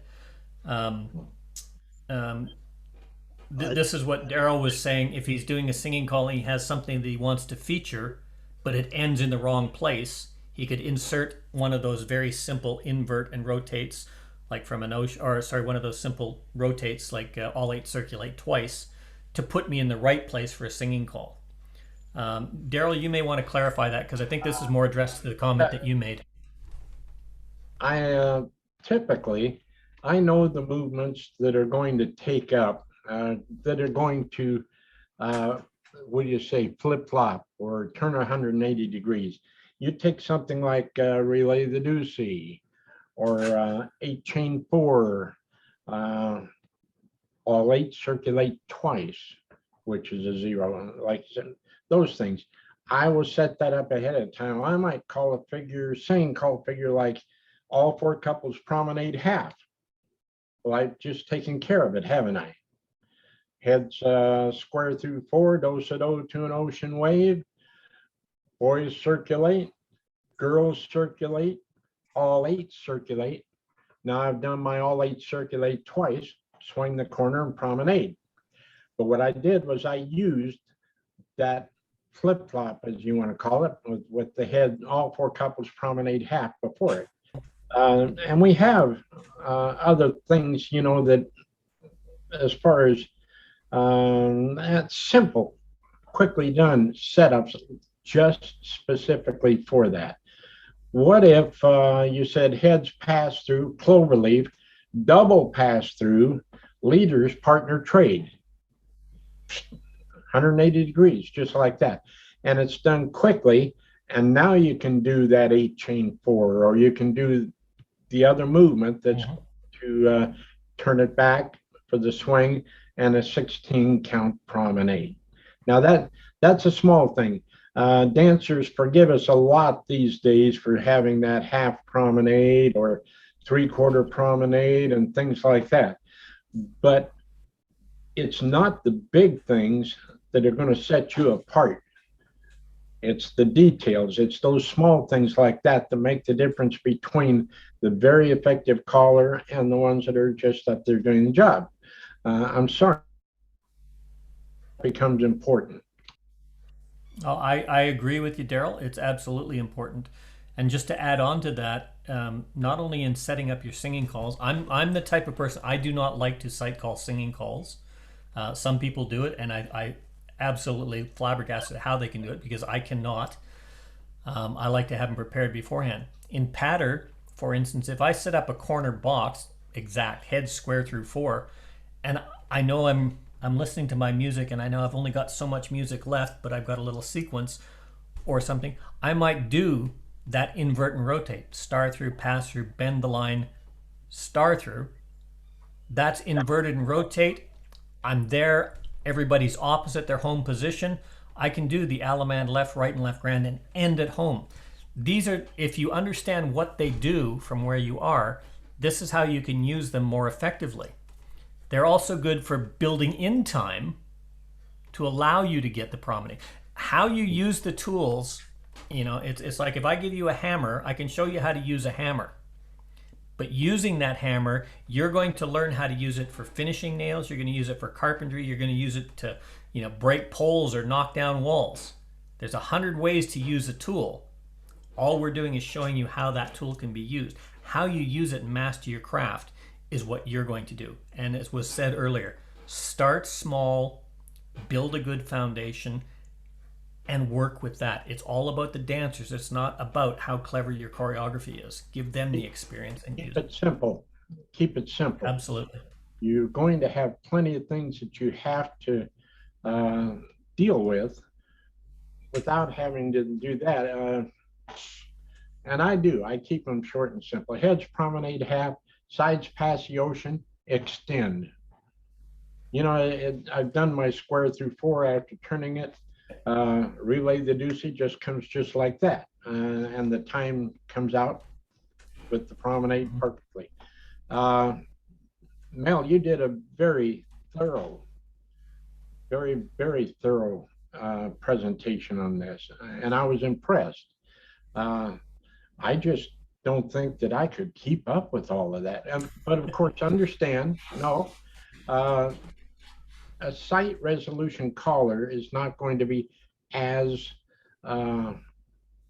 into that type of stuff. I realize it exists. I don't worry about it. I know how to move the dancers, and I know how to resolve at the end of what I want to do, regardless where it is. And as far as changing the direction of the grid, which basically is all that's happening there anyway, with or without the change of active dancers. It doesn't really occur to me when I'm calling pattern. Now, when I'm calling singing calls, which I have been known to cite singing calls more than once, then that type of stuff becomes very, very useful and very important to me. But I've got those little small tools that I can pop in there. And my main concentration is on moving the dancers and keeping the flow and the variety of choreography going. So for the newer callers, I'd say use the invert and rotate, understand it, do it in very simple ways. And I don't think you have to have more than a couple of them. Agreed. If you can get there to where you can hide those within the rest of what you're doing, you've got a great program to work with. Work on material, work on modules, so you know the beginning and ending phasers, and pop those into that. Hey, everything is the basic traffic pattern. All we do is we move people back and forth across that grid, and then we change the direction of the grid and we move them back and forth the other way. We're working two couples, and actually, if you look at it right, you're only working one set of two couples, not two sets. Learn that way, and you can do almost anything you want with it. I just got a comment here, and then I got Steve, and then Yolanda. Yeah. You said site callers don't use this. On that, I would disagree, and we're going to have to agree to disagree on that one, Daryl. Mainly because I'm a firm believer that there's no such thing as pure site calling. Every caller uses modules, and when I like to think of myself as a site caller, I would use these in my site calling to set it up. I said site resolution. Site resolution. I would use these in my site resolution, setting them up as well after the fact. That's just a preference. I wanted to put that in only because I've had a lot of strong, very personalized opinions from some site callers that say I don't use modules, and I've yet to find somebody that proves me wrong, because I just know that. Well, that's a module if you know it, it's remembered. We got Stephen Potter, and then we got Yolanda. Stephen, you had your hand up? Oh, he's muted. You're muted, Steve. You're muted. Hello? Can you hear me? Yeah, I didn't have anything. I don't know how my hand raised up. I don't know what I did. Maybe you were just adjusting. I see you're still in the hospital there. I hope you're feeling better. I feel better than a few days ago, but it's a chore to do everything. Well, I hope you get on the mend soon. Thank you. Yolanda, you had a comment, and then I think Steve Turner. I don't know if you had your hand up or if you were just waving. But Yolanda, and then Steve Turner. So I was just referring back to what Daryl was saying. I look at this as a library, right? So I'm going to be nibbling away at it. So my thing is like a really basic one that we're discussing now. So star through, pass through, bend the line, star through. Now the equivalent of that would be slide through, pass through, bend the line, slide through, or star through, pass through, bend the line, slide through, or slide through, pass through, bend the line, star through. So then I've got 4 really easy things to start with, and then I can go back on and take something else and use it, right? Like I can memorize these. Absolutely. Right? If you had 2 equal what do they call them, equivalents for start through, just look what you could do. Instead of saying star through, slide through, you could say swing through, boys trade, boys run, bend the line. Now pass through and bend the line, and do another equivalent for a star through. There's just a ton of stuff, and actually all you're doing is star through, pass through, bend the line, star through. Start getting your other modules, like I said. Keep these tools simple, quick, simple, easy to use. Absolutely. And like you've used the example of star through and slide through. That gave you 4 modules to use. Now bend the line, cast off 3/4. Oh, you've got another mod. And what are we doing? You know, pass through, cast off 3/4 instead of bend the line is doing the same thing. Now I've got another 4 modules to do, and I have not changed the basic foundation module of star through, pass through, bend the line, star through. This is how the magic of this works. For a caller, you think it might be boring because, oh, I'm just doing the same thing over and over. I'm just using an equivalent. For a dancer, they're going, wow. It is start small, build the foundation. The second point was, yes, there's a lot of information in these sessions because we're looking at one topic specifically in great detail. There's as much time spent on this topic as is spent in an entire college school on modules, and that's covering the full spectrum of modules. So take it what it is. These are great sessions for learning the in-depths of individual items. We had Steve Turner next, and then somebody just raised their hand, but they put it down. I don't know who that was. I just saw a hand flash. Yeah, thanks, Mel. I really enjoyed your presentation, and I'm backing up what Daryl said. There's a bundle of information there to last for another 100 years. It's phenomenal. My comment was to be, particularly with the newer callers, is from a corner box, everybody should have now an invert and rotate, star through, pass through, bend the line, star through. And the way I'm thinking, I'm in the corner box as the number 1 man, and I'm going around the left-hand side up with that invert and rotate. And when you get tired of using that, then you throw in equivalents, just like what Daryl was just saying previously there. I've got another one I'd like to share where I'm actually moving around the right-hand side of the square. So I would still go into a corner box, the head squared through 4, and then I'm going to do this on terminations. For some people, it's a lot easier to actually see it happening. Mm-hmm. Well, let's do the star through, pass through, and bend, and that one first. So let's do the star through now. So I'm looking at number 1 man because that's who I am. Pass through, bend the line, star through. I'm going around the left-hand side of the square. Okay, can we just go back to the squared set again?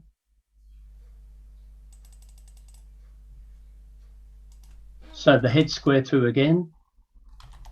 And these are the 2 that I use quite often, and just throw in equivalents and just try and disguise them a little bit. But basically the second one I used, going around the right-hand side of the square, is to split the outside 2 round 1.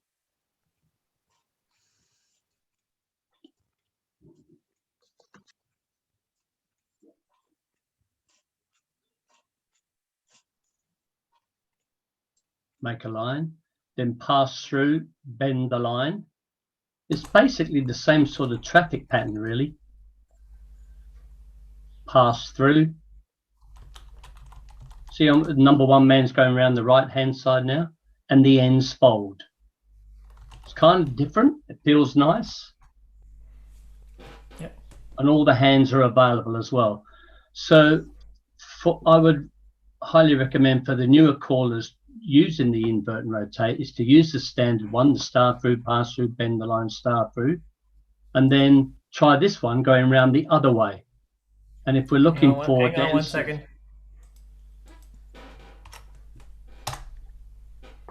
Okay. Yes. All right.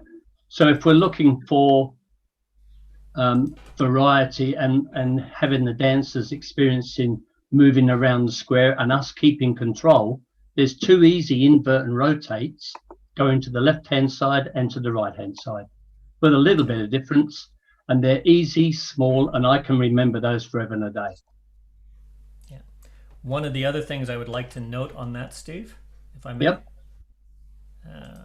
Just paste that in there. Is for a dancer perspective, for a caller perspective, all I'm doing is getting in the same place. I'm just calling a fixed module in my memory. It's not a big issue. But think about this from a dancer point of view. Standard boy on the left, girl on the right. Great. Standard boy on the left, girl on the right. Split the outside 2, separate around 1. We're there, okay. And normally we want to get to that standard boy on the left, girl on the right. but everybody feels like they're half sashayed here. Exactly. Okay, so as we carry on with this, we're passing through half sashayed. Okay, he's going to fix it. Oh, wait a minute. Bend the line. We're still half sashayed. Pass through. We're still half sashayed. We haven't really done anything. It's different. It's not difficult, but it's still familiar. Pass through, bend the line. Pass through, bend the line. Take the hand of the person beside you. Pass through, bend the line. And now ends fold. Oh, that came out of nowhere. Oh, wait a minute. I'm back in my comfort zone. Little things like that go a long way with the dancers. Yeah, I would certainly use the help words there when you initially start that, because a lot of dancers not used to bending the line when they're half sashayed. But it feels different. It's simple. Absolutely. It's worth a go. Yeah. Now, somebody else had a comment, had their hand up. John. Yeah, Mel, I'd just like to say before everyone goes that, you know, I was set up for my career in square dancing by Brian Hotchkiss, basically, and Eric Wendell a little. But what I would like to say is the way you put things, so simple. You're a very good teacher. You put things in words that everybody can understand, and I thank you for that. I appreciate that. Thank you.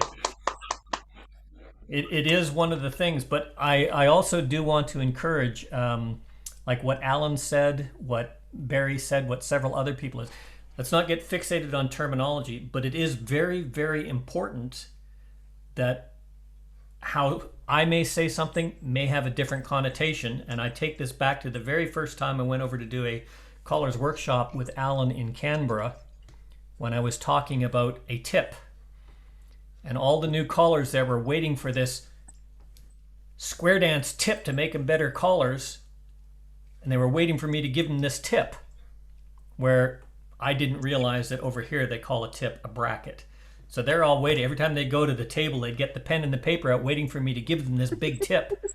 And I'm going, you know, and finally Alan put me out of my misery, came over and explained it to me. And I think he had a good chuckle doing it. The second comment was Brian Hotchkiss set you up for square dancing in Australia. From what I heard, Brian Hotchkiss sets a lot of people up for things. You still with us, Brian? I'm trying to be. You look exhausted. Late night last night. No, I do appreciate the comments, John. And like I said, and like Paul Cody said this morning, COVID has been an anathema to square dancing. It's been one of the banes of us keeping our activity, but it's also been a blessing in that it's given us an opportunity to look at things in a way we haven't looked at them before in greater detail. For newer callers, it gives us the advantage of having an in-depth look at isolated topics, the little minutia bits and pieces of one thing that we can focus on and digest bite by bite instead of looking at an entire novel being shoved down our throats in one meal.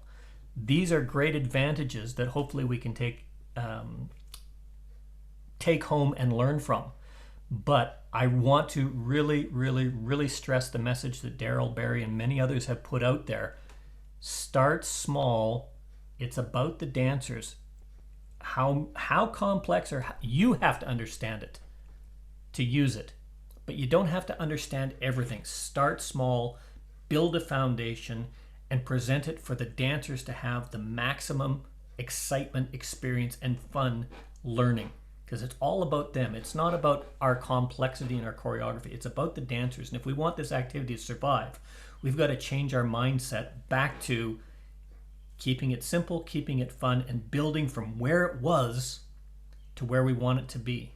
Go back to the 70s when we're here. Go back to the 80s when we're looking at 45 to 70,000 people at a convention, with simple choreography, simple routines, simple things that are going in to say, wow, that was fun. Different, but not difficult. To all this complexity and choreography that we have, where now we have 2,000 to 3,000 elite dancers that are really, really good coming to our conventions. The choreography is phenomenal. But where's all the rest of the dancers? They gave up on it. Let's get it back to where it was. Dottie, I see you down there. I see you snuck in on me. You've been very, very quiet, and I know you've got to have something to say about this, because you're one of those people that I put in the category of master callers. I have to admit that I was taught to sight call. Mm-hmm. Very little knowledge about modules in my original calling school. So everything that I've learned about modules has come really late in the process. So I'm still trying to investigate what people are thinking about this and how, how you're using it and what you're doing. So.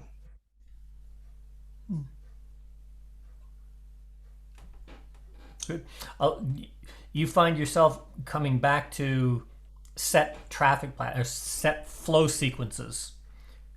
When you're calling, when you're sight calling, you've got an idea. I want to work spin the top today, so you've got flow sequences that will set that up, or you just go.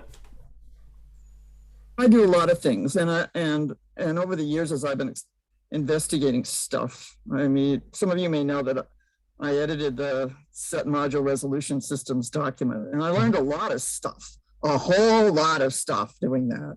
And one of the things that I had to do in there was talk to Jerry Story and try to figure out what in the heck he was talking about when he was talking about invert and rotate. Mm-hmm. So I came out of that with all kinds of new ways of looking at things in my head, which filtered into everything that I'm doing. But I kind of learned this in inverted order, if you'd like. Yeah. So I found with my own experience that if I'm calling or if I'm watching somebody call, and I love to analyze callers when I'm dancing to them, it's just a habit I have. I try and note what they're doing when they're doing it. And there's a lot of people that use these types of choreographic tools with massively great effect.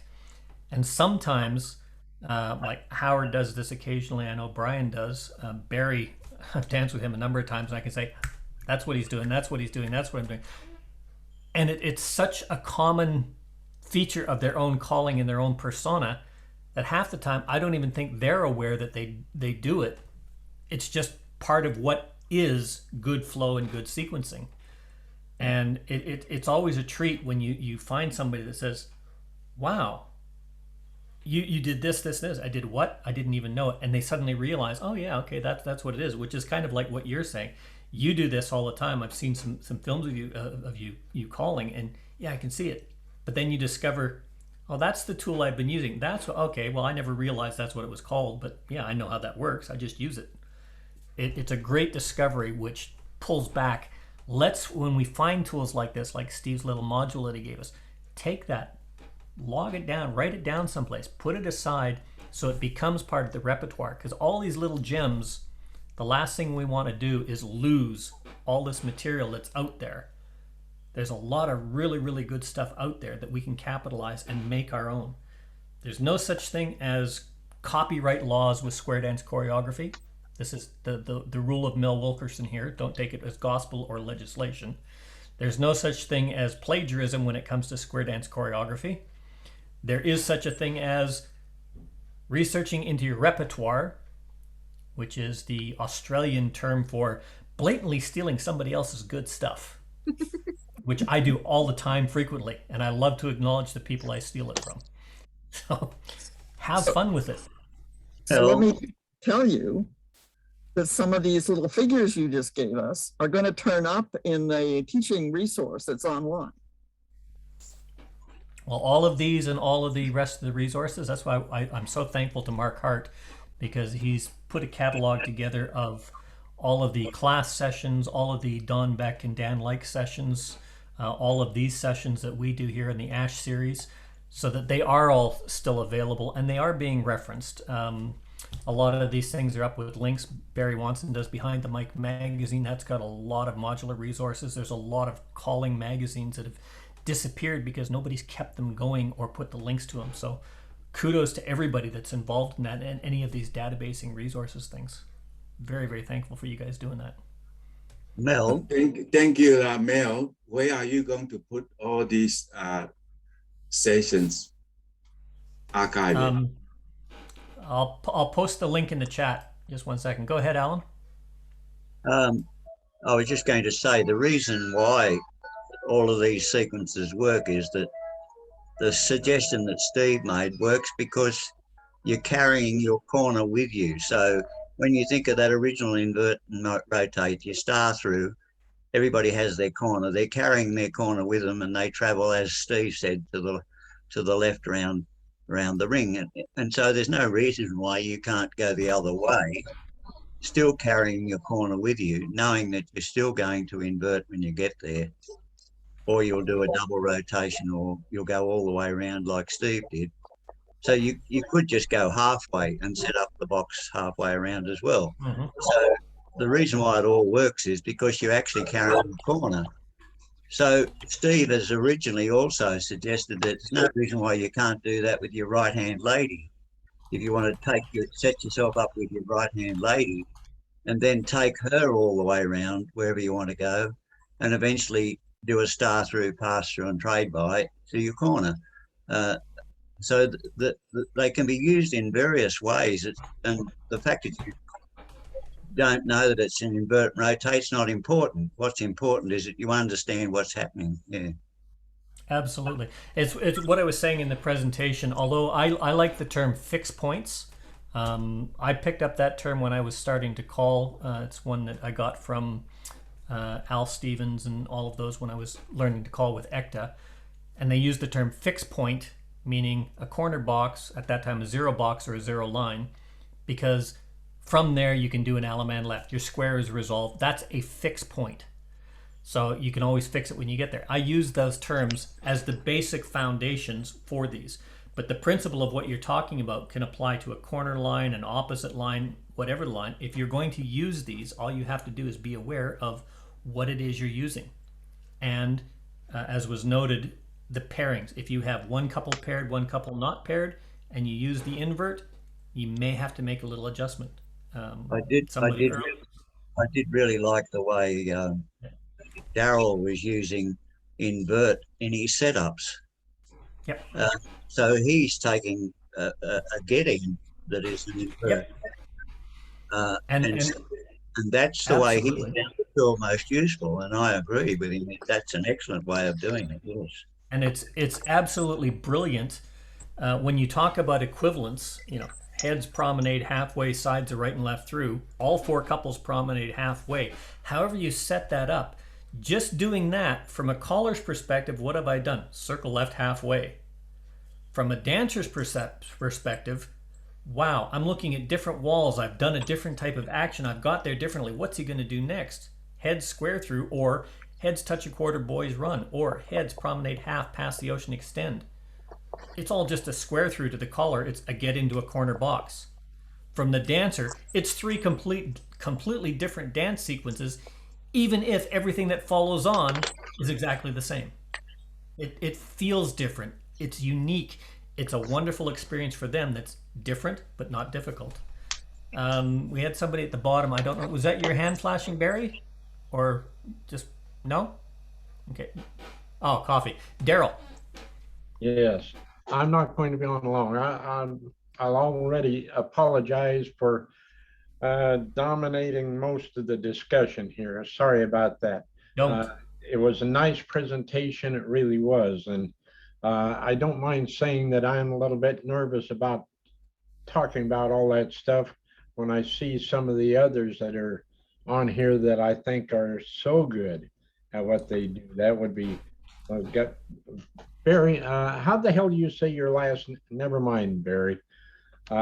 Steve Turner, excellent caller, and I'll tell you what. If anybody has material that I covet, it's Steve Turner and Brian Hotchkiss.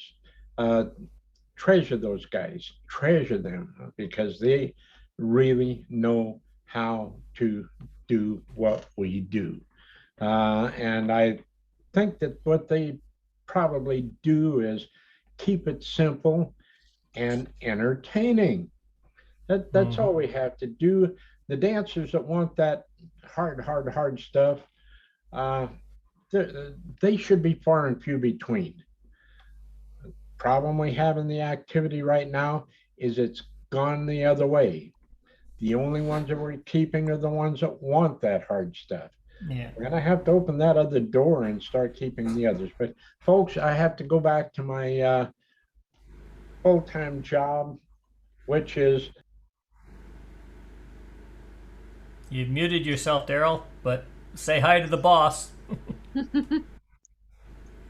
Now, I could not agree more with what Daryl just said. I do not profess to be a master of these techniques. I do not profess to be a master caller. I consider myself a fairly good caller, a little bit above average, but not spectacular. My strength is being able to take this material, break it down into parts, and present it in ways that it can be broken down and looked at and digested. That's always been my biggest strength in calling, not the actual calling itself. And I defer absolutely to callers with the experience like Barry and Brian and Steve and many, many others that have been here. Fantastic resources. This current situation we have has opened up to getting a lot of callers and a lot of new callers and a lot of experienced callers together to talk about this activity and develop our own personal toolboxes to a much better degree. I remember sitting down with Alan and Barry and I'm going, my God, there's no way I could be calling for the next 738,000 years and I will never have a choreographic mind like Alan Carrick. It's just not going to happen. He's on 6 different levels at the same time of calling. And I'm still trying to figure out how to do my head square through with my checkers without having to move them all the way around the board. So that experience is there. And if you have the opportunity to make use of it, take that advantage. Pick up the phone, send him an email. I have yet to meet a caller in this day and age that says, no, that's my choreography, you can't have it. I'm putting a copyright mark on it. That day is long gone. And as Daryl said, it's not about the choreography, it's about the dancers. Those that want that choreography are pretty much all we have left, and they're all advanced challenge and so on dancers. They're not going to be here forever. We've got another 10 years and then they're all going to be gone too. And that's not because they're tired of dancing, it's because they're all going to die. Yes, Brian? I was just going to say, you commented about callers sharing material. That's not the way it used to be back many, many years ago.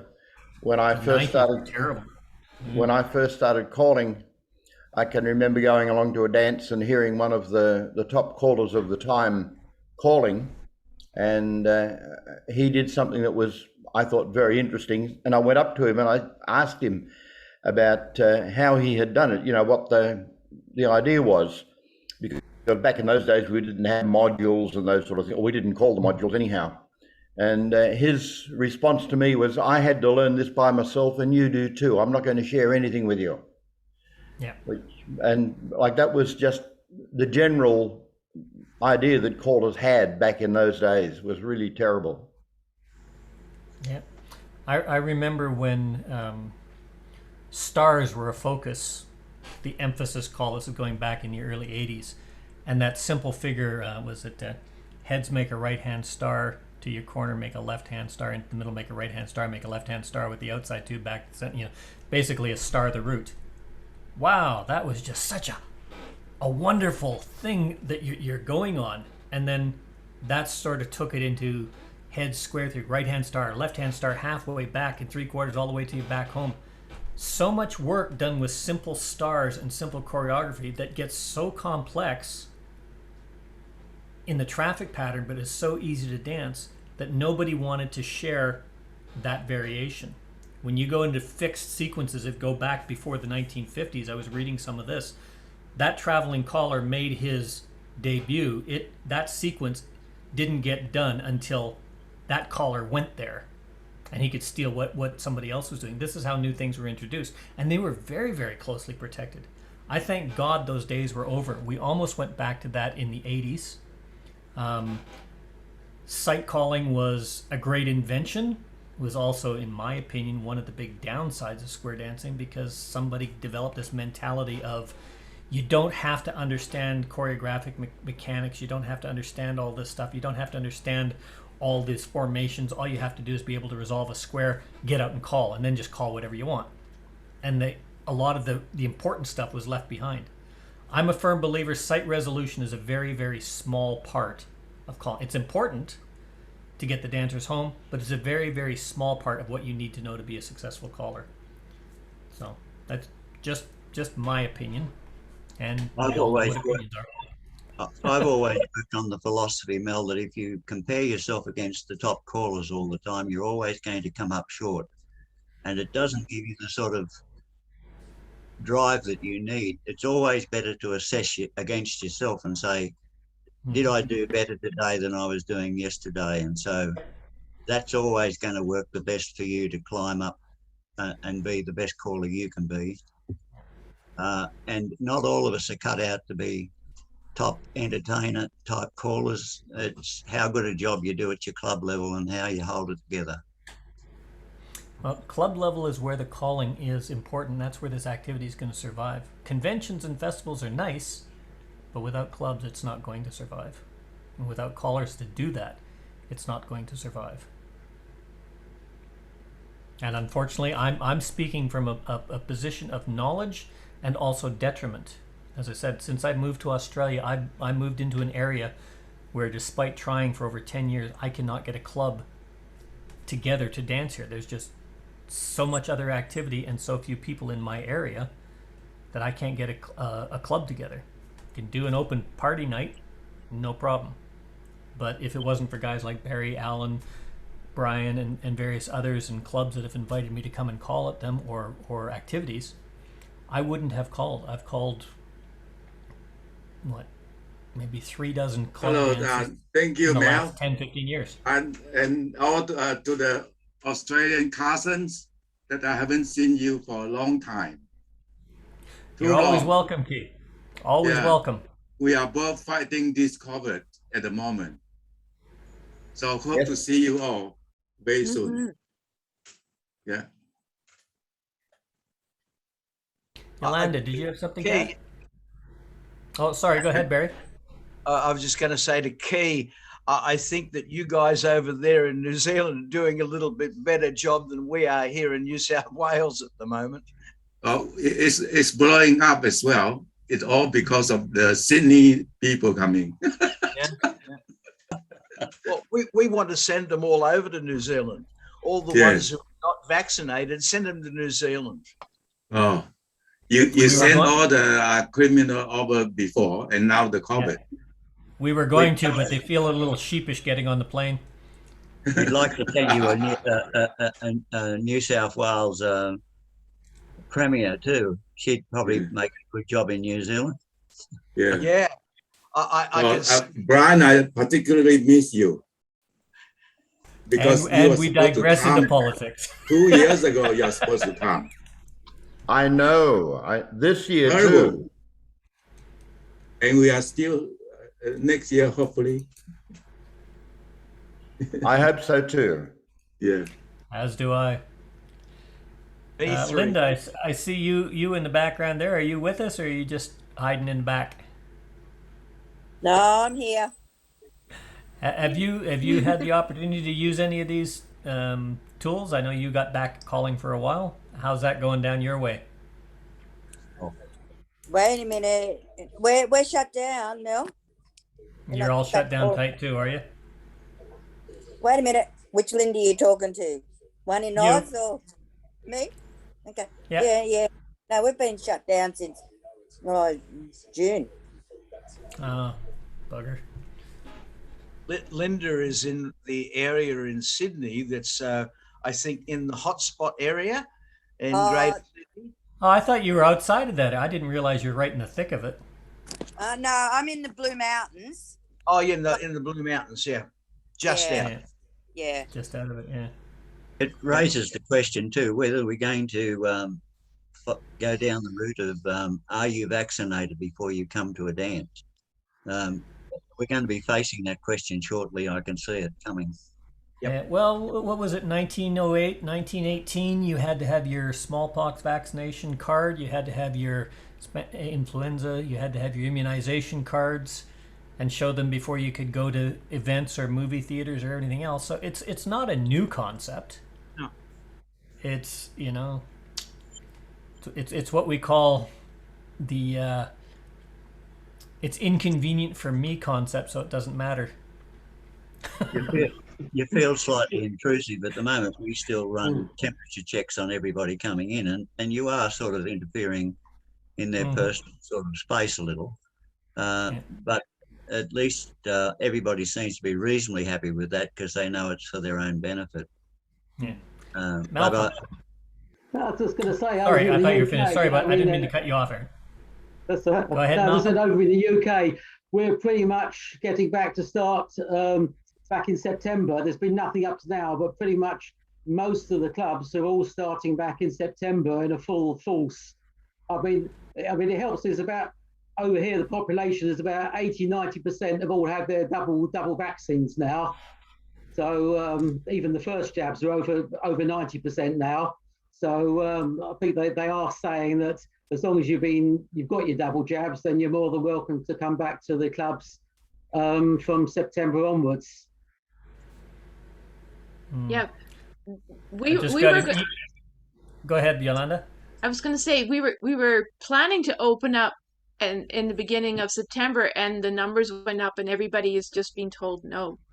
And we're going to have passports to go anywhere.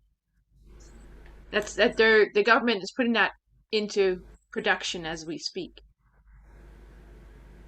I can believe it. I just got news that the Armadale weekend was canceled in October. Well, I think that's going to be the way of things for quite a while yet to come here in New South Wales.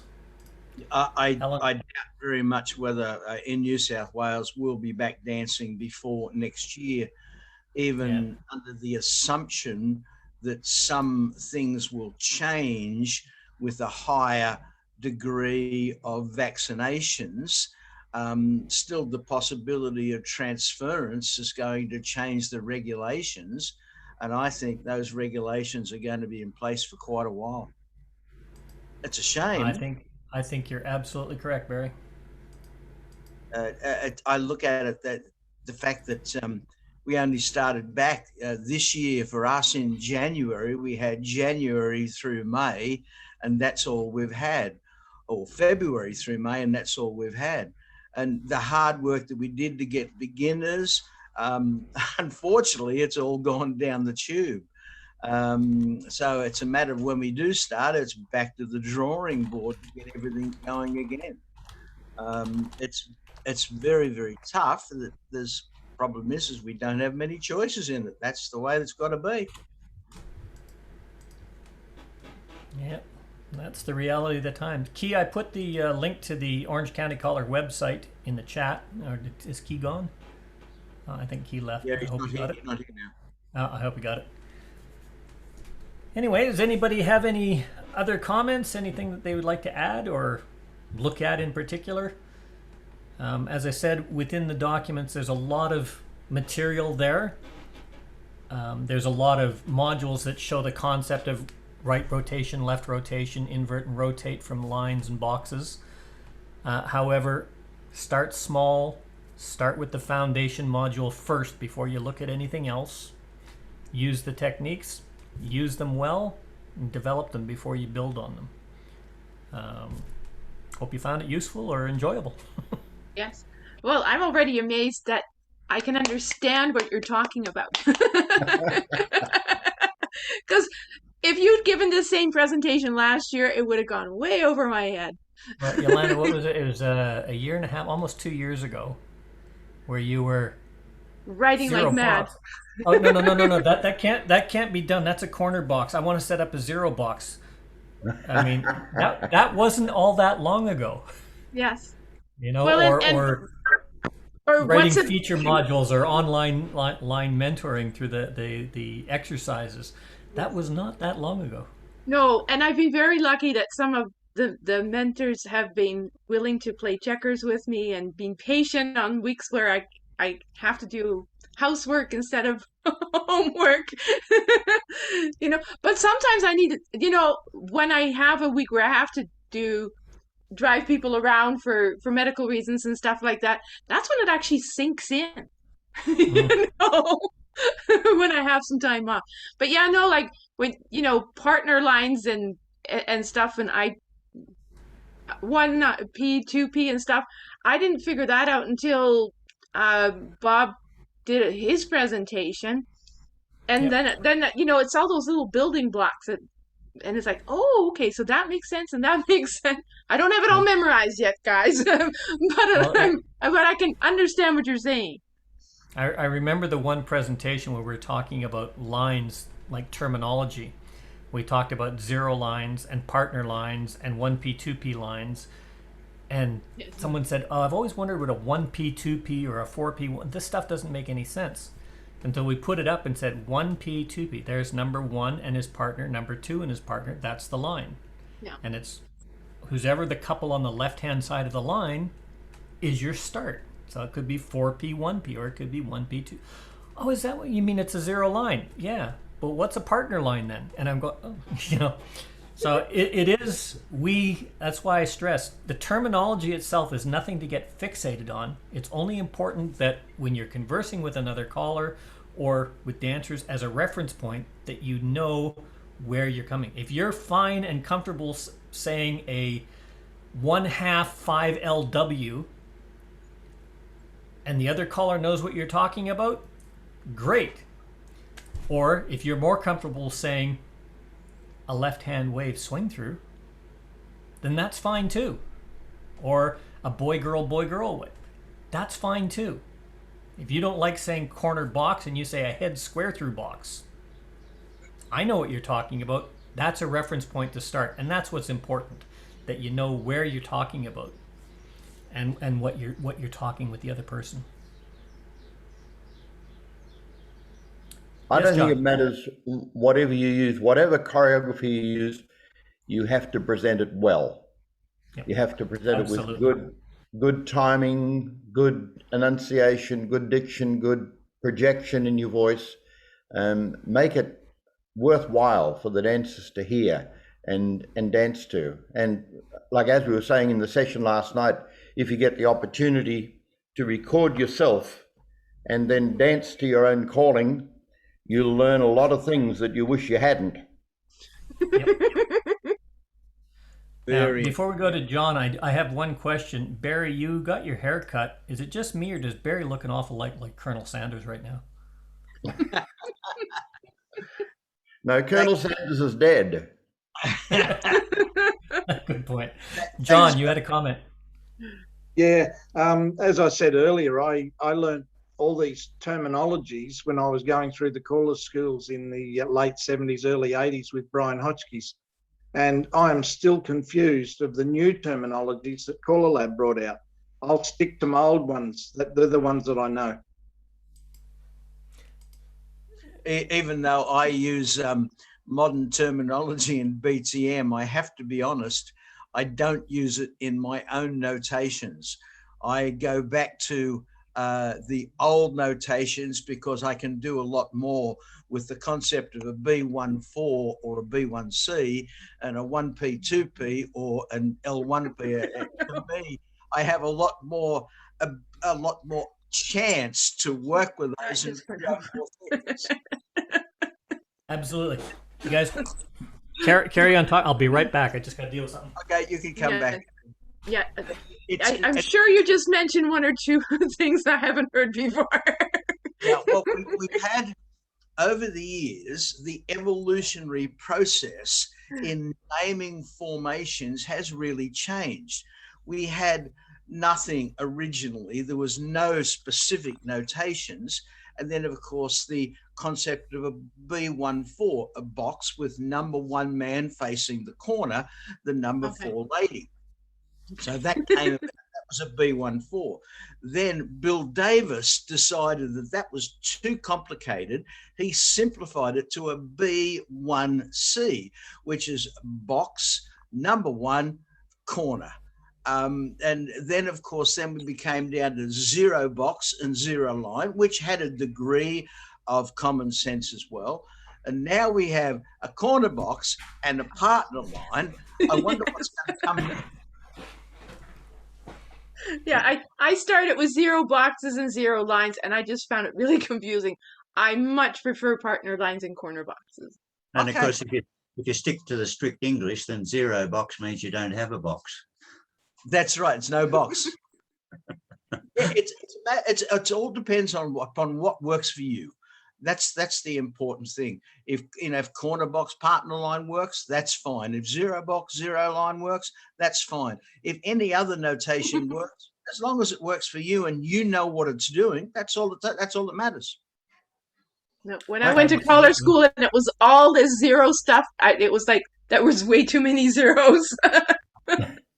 I'm not absolutely sure, but I think the term zero box and zero line came about because you needed zero calls to do an Alaman left. Correct. Yeah. I think that's one of those urban legends too. There's a few of those. Yeah. It was interesting. I think somebody said there before they were a bit concerned. I think it was Jolanda who said that, they were concerned about things going over their head. As I look around the screen now, I see Alan Kerr up there. I see Malcolm from the UK, and I see Brian. And it's much easier for them to have things going over their head because there's not much hair to stop it from going over their head. Barry, you realise that hair's a disease and I'm cured, you're not?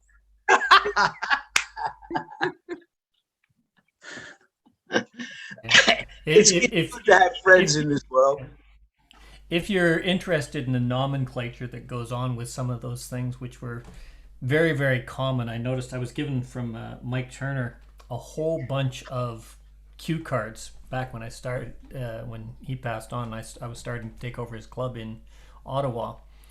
And he had things like L5W or an L.2, an L.F2P, which is a normal, 0L.F2P, which is a normal couples left-hand two-face line out of sequence. And this is how things were referenced. Or you've got an F1P, which is normal two-face lines in sequence, and L5W. Every one had a specific meaning, and it was designed to tell you exactly where every dancer was in that sequence. And this is where we got phase R and all these other kinds of things, and they developed into that. And as you go through them, it's really an interesting history lesson about absolute confusion, which is why most callers got into when we're sitting down, okay, we're into this. If I said an RBL or RBO or an RLO, today a brand new caller would know what I was talking about. But if I said that to somebody that started calling like me in the 80s, unless they had actually gone through and read those updates, they wouldn't have any idea what you were talking about. Prior to the 80s, there was a whole different set of notations that meant exactly the same thing. And this is where we got terms like, you've got an X box, an across the street box, an RBO, a right-hand lady box, you've got a chicken plucker box. They're all the same thing. But what's important is the two people having that conversation have to know where they're talking about. And that's what counts. Just diversing a little bit, we're talking about terminology and callers communicating with each other. I don't know how many, I know Barry stole this idea from me once before and used it very well, but to actually call to the dancers in shorthand is sometimes very interesting to do. You've got to keep it really, really simple.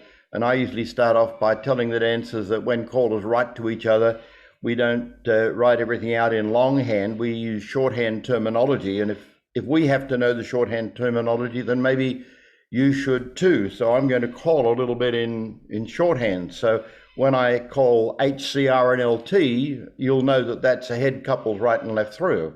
And SLC is side ladies chain. So keep it really, really simple. And call a singing call or something like that. And the whole punchline of the whole thing is when you come to the end of the dance and you say, 4 ladies, P in the middle.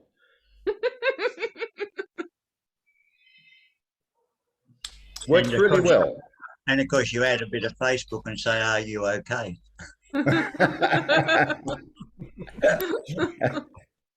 Yeah, I'm looking at that one.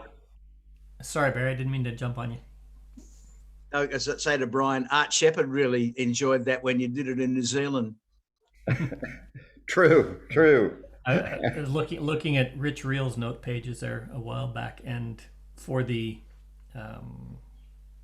RBO, or the cross the street box, the B2R, wrong corners box, cross the street box, box 3-2, but the best explanation, I love it, is called the oops box.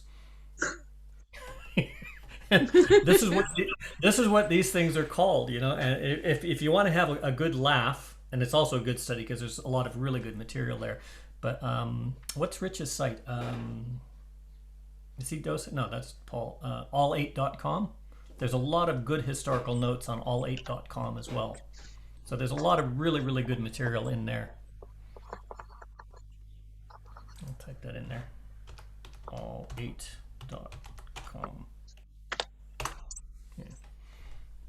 I think that's what it's still called, or that's what it used to be called. But there's a lot of material about a lot of this historic naming stuff, which very usable and just as relevant today as it was when it was first put up there. I think I'm going to have to go. I can feel another cup of coffee coming on, and I think probably I might go back to bed after that, because it was a late night last night, and I think my electric blanket is still turned on. So great to see everybody.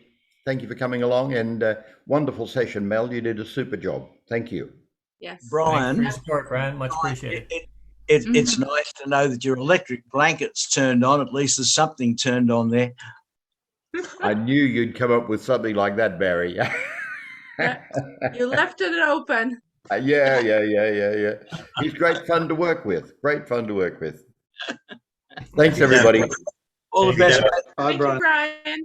Brian. Bye. Bye. Ladies and gentlemen, the floor is open for discussion. If you have anything you want to discuss, or if not, we shall call it a day. We do not have any sessions planned at this time for next week.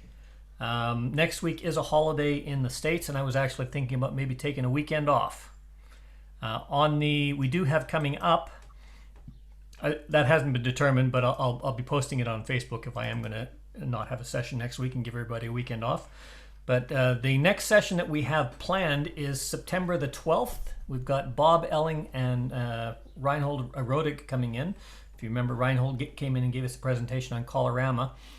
There was a few questions came up after doing the presentations on hexagon squares about doing rectangles or working with rectangles, which is slightly less complex but can be a lot of fun, and it's a good dancer tool gimmick to play with. So Bob and Reinhold are going to be giving us a presentation on maximizing the use of rectangles, and Rodig has played around with Colorama so that they can actually demonstrate all of this on the fly with the choreographic program. So that should be good. That'll be on the 12th, my 12th, your 11th in the States.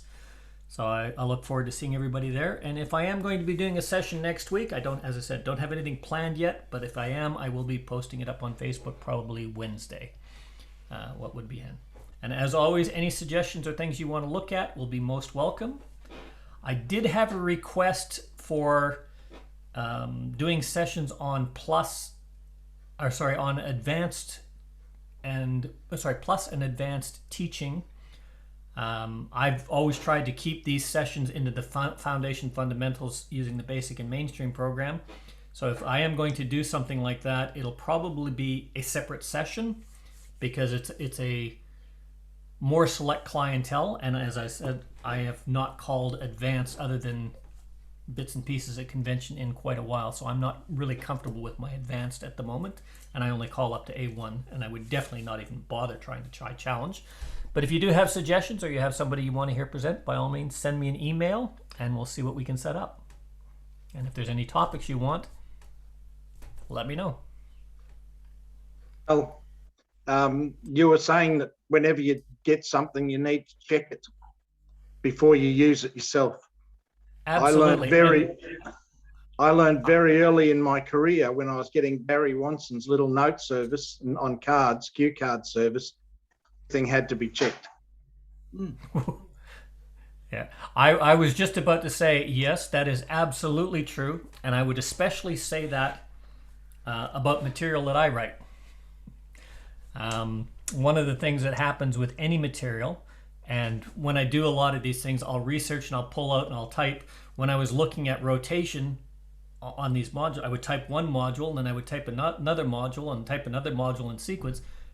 I never put them back to the start, so it was going right, left. So I was saying, oh, that's a left rotation, that's a right rotation. I had to go back and rewrite that part of it because I wasn't paying attention. I think Barry, was that you that made the comment on the Ferris wheel? Yes. The run in and the Ferris wheel. That creates a dodge action, and the Ferris wheel is a forward flowing action. But yes, because a Ferris wheel for the couple it's facing out is like a wheel and deal. When you do that dodge and that wheel and deal, it is a tight turning action. Most dancers today do not dance with a forward flowing action anymore. It's all clipped and it's all cut tight, and it does become quite uncomfortable. And it's the same kind of theory as star through zoom. Very, very common still. I was watching a few videos of some recent calling in conventions and dances, and star through and zoom is something that is very frequently called. And as has been pointed out, it's not a comfortable flow for the dancers. It's not so much that it's awkward if it's called in time, but that turn and then you've got the in turn, the out turn becomes a very awkward flow.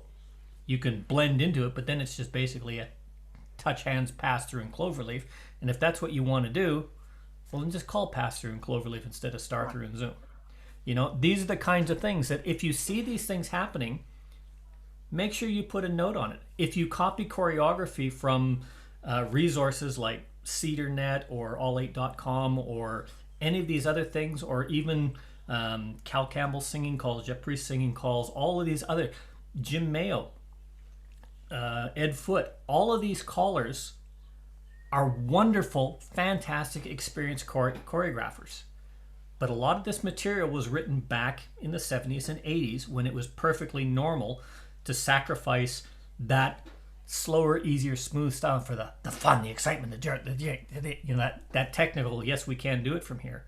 It doesn't work as well today as it used to, but that choreography is still out there. So double check everything before you use it, and walk it. Check the flow for both the man and the lady's position. Lady callers, we had this conversation many, many times. Watch what you do to the men when you call. You tend to corkscrew the men into the ground just as bad as the men corkscrew the ladies into the ground. It's only fair. I know it's perfectly fair. That's something that you have to be aware of. I stand by the adage that God made women to dance backwards. It's absolutely true. You know, you say left turning boxing, round dancing. Which way is the lady going? Backwards and to the right. It's normal. But ladies have a different perspective. And generally, once they get that into their head, they're infinitely better and smoother choreographers than men are. It's just a nuance. Women are better at reading body language than men are because they raise children. They learn these skills just through doing. Calling is very, very much the same. Ladies have the disadvantage that they learn most of their calling skills and techniques from men, from a man's perspective. So if you get the advantage, girls, to take it from a lady's perspective on how to look at things different, pass that message on, not just to lady callers, but pass it on to men callers so they can get that perspective as well, and vice versa. That's what's going to help our activity, bringing it down to the dancers to have the best, smooth, comfortable, exciting experience that is out there for them to succeed at. And that's what we want to achieve. I've always preferred the ladies to the men. Barry, I'd like to apologize that what I said before, you were actually training me and making sure that I was doing everything and learning how to correct things that were wrong. You sent me the original stuff to proofread. So I handed it on to somebody else, but I warned him first, you got to proofread this first. Yeah, well, with anything, any sort of choreography, I always tell everybody to always check it first, because you have to check it in order to make it your own. You've got to check it in order to see whether it will suit your style. You've got to check it to see whether you can work with that type of choreography. It's always it. And the problem with writing choreography for other people, it's so easy to make mistakes, because there are so many steps in the process. Like for me, when I write stuff for BTM, the same as I did for figuring and for cue cards all those years ago, was that I sit down out there with my checkers and I write the choreography. Then after I've worked out what the choreography is, I work it again and I write it down. Nowadays, in those days, you used to have to write it down, then you have to go and type it. And now I have to go and I still have to type it into the computer. It is so easy to miss a line or miss a call when you're transferring it multiple times. Nowadays, as Mel knows, I get a couple of different callers to check the choreography before it goes out each issue of BTM. And one guy in the States, he does everything. And I've got the other guy here in Melbourne, he just does the mainstream and the plus stuff there. And that way I've got two other sets of eyes on the things that put out. And even though I know I have checked it all, there are still errors that come up where I've missed something. I go back to the original card that I put it on, something like this, and I say, oh, hell, there's a bloody line there, but it's not on the computer. At least I have a way of double checking, but you still miss. It's so easy. But yeah, it's like everything too. We always try to have something for everybody. There are some people that enjoy looking for mistakes, so I'm happy to put something in there for them as well. We've got a few of those. Following Dottie. Hang on, we've got Dottie and then Alan. Dottie? So I have a question about your inverts and rotates. Mm-hmm. All of the examples that you gave, you were thinking in terms of either corner box or partner line. Yeah, I isolated them to corner box and partner line just to understand the concept. The concept of invert and rotate does work with corner lines or with other setups, lines and boxes in general. You just have to be aware of partner pairings when you use them. Yeah. Okay. So I guess you pointed out later on quite correctly that you could use corner lines, you could use opposite lady lines and so forth, and they could be in sequence, they could be out of sequence. And you also said that those were not going to work if you had something that was mixed sequence. Mixed pairings, yeah. Yeah, mixed pairings. Okay. But there are things that are similar to invert and rotate that do work for those mixed pairings. You ever use those? Trying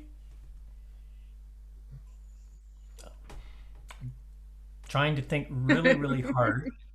And the reason that when I started doing this, the same with modules, technical zeros and whatnot, inserting a technical zero into a box or a line has a whole bunch of different connotations. A true zero or a geographic zero you can use anywhere at any time.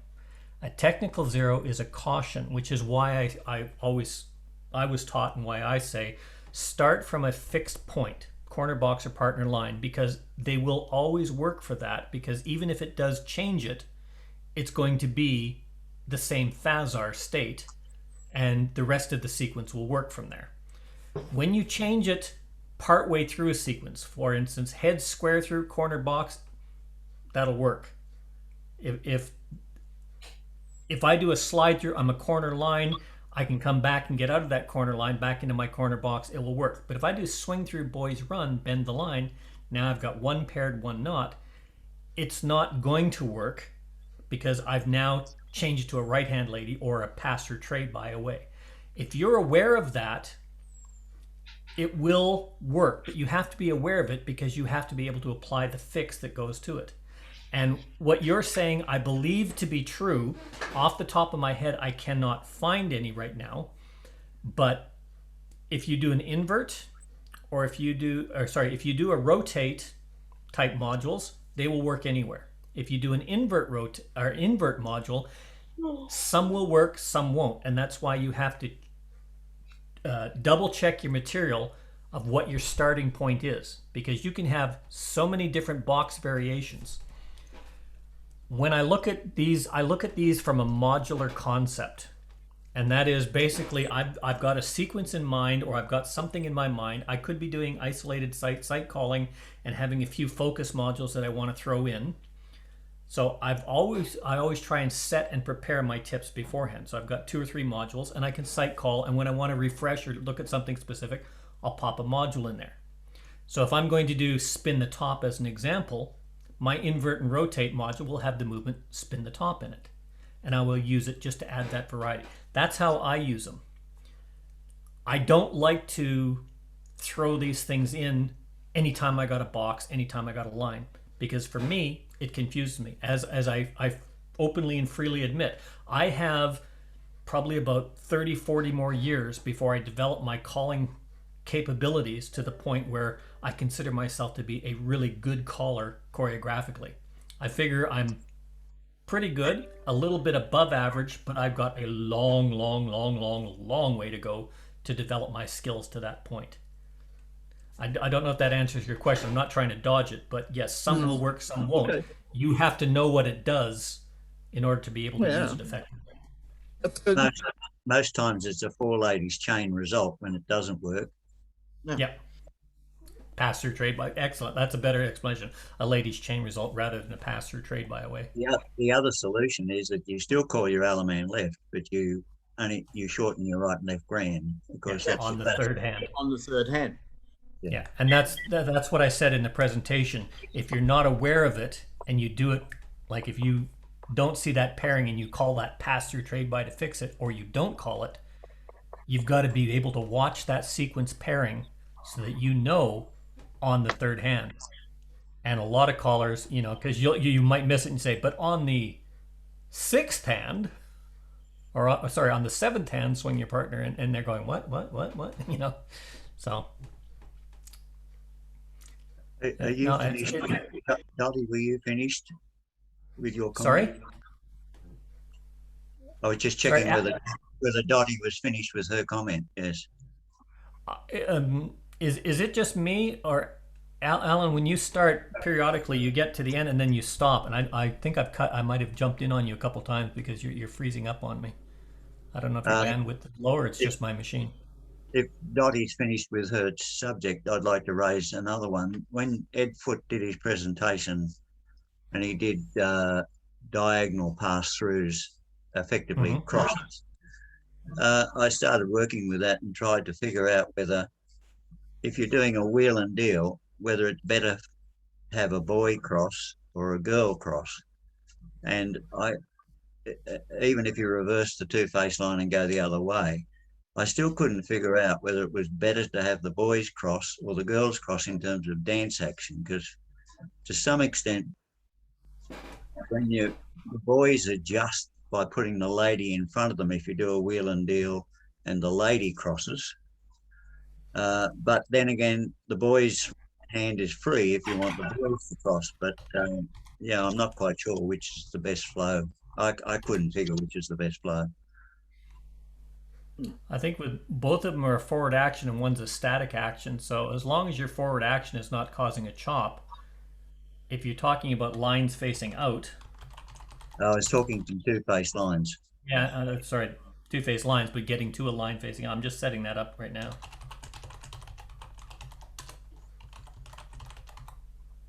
Sorry, I just realized I've not shared. Listen, Alan, while you're there, how do I change my mouse? You go to settings in Windows.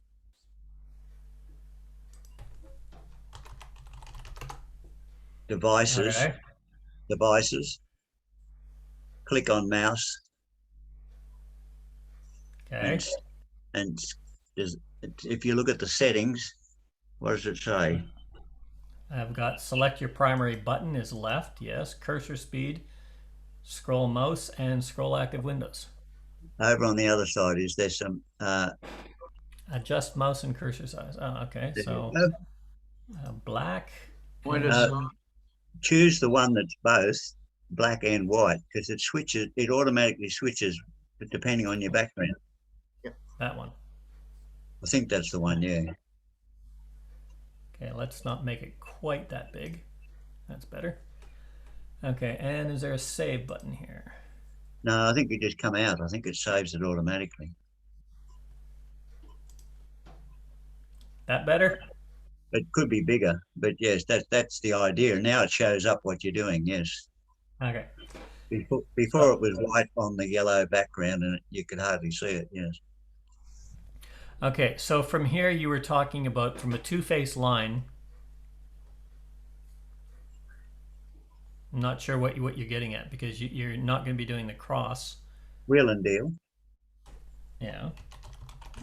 Wheel and deal, and whether you have the boys cross or the girls cross. Oh, you want which is a better flow after the wheel and deal? Yes, which is the best flow? Yes. I would assume, like from my perspective, it would be depends on which way the wheel and deal is going. Because the wheel and deal involves a handhold, I thought boys crossing, but then they're sort of turning back across the lady as she's coming around, and I wasn't quite sure. If I was doing my wheel and deal this way. No, you've done Hang a veer. on. Yeah, I know. I've just set up the two-face line to do the wheel and deal and the cross. Right. Yeah. Okay, so the wheel and deal, if I was doing this way, I would go with the outside dancer would be a much more effective because that's an easier flow. More and flow. if it's timed properly, you'd be calling that before they finish that flow, so you'd be able to make that adjustment. Doing it for the inside dancer would, in my opinion, be too tight because you're doing the left flow and then you've got that direction change. Yeah, but tending, because the boys holding the lady on that, it would be more comfortable for the boys. Yeah, wheel and deal. But if you wheel and deal and have the ladies cross, the boys more or less putting her in front of him. So it's sort of dance-wise, it probably flows better. I'm not sure about that. And the lady, because she doesn't show flow, it's difficult to work out. Yeah. See, now a cross, though, we're talking in that case, that's a, you've got the right hand. Yeah, that's. I wouldn't use that as a cross. You're talking a diagonal pass through. For obvious reasons. I'm thinking using it as mainstream. Yeah, no, we're just looking at it. I would think the outside dancer would be infinitely more comfortable. Your timing would have to be called coming in off the wheel and deal. I don't think it would be comfortable, at least from my perspective, to do it for the inside dancer because you're doing a pivot turn with a direction change across your pivot. Yes, you're going in front. It's like calling wheel and deal and half a half sachet.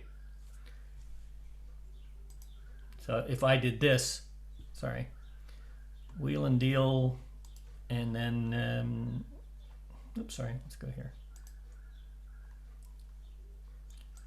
So, okay.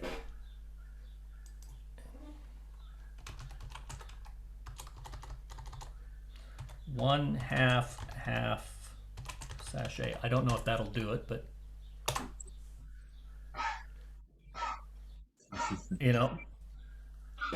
that's essentially the kind of action. You've got that tight draw and then that pull across back in front to do the cross. I personally don't think that would be comfortable. That would be a backbreaker for the ladies. Yeah, and or the men if you were doing it the other way. It would be a backbreaker for the inside dancer, whichever way you went.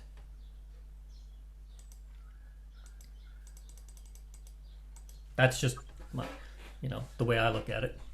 Yeah, I took the view that the one with the free hand would be the best one crossing. Yeah, absolutely, because that's the same flow as doing the wheel and the wheel around in a flutter wheel or the right and left through in a flutter wheel. It's the outside hand that's free is the one leading in, or the reverse flutter if you're going the other way for the cross. So, the left hand wheel and deal or the right hand wheel, it's always going to be the outside dancer would be most comfortable crossing or diagonally passing through. At least I would think that. Now, I thought you were setting this up. If you do it from lines, of course, it's only the centers that can do the cross.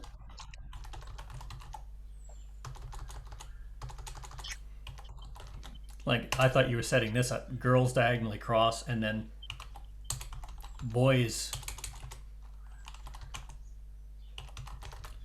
boys diagonally pass through, followed by a wheel and deal. Although they would be passing right shoulders, but actually I wonder if I could do that. Undo. Let's go. Boys left cross. No, won't do a left cross. I don't know why it won't do that. Because it's not a right or left call, that's right.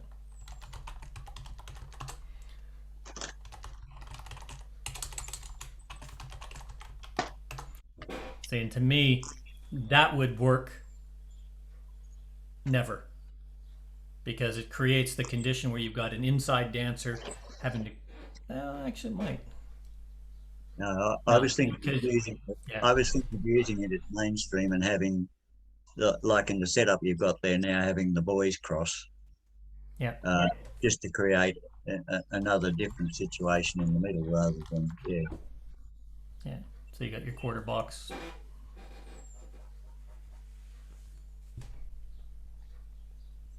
Yeah, it's just something to play. I was just looking for something to play with at mainstream, and thought, well, it can be done nicely from wheel and deal, but which is the best flow? Yeah. Oh, that was interesting. Look at the head men in this one. This is one of the joys of terminations because it tries to interpret the calls from where you are. So it's going, where are we here? So from here, there's a cross, there's a cross, there's a cross. Yeah. But it's saying, oh, these two have to cross as well.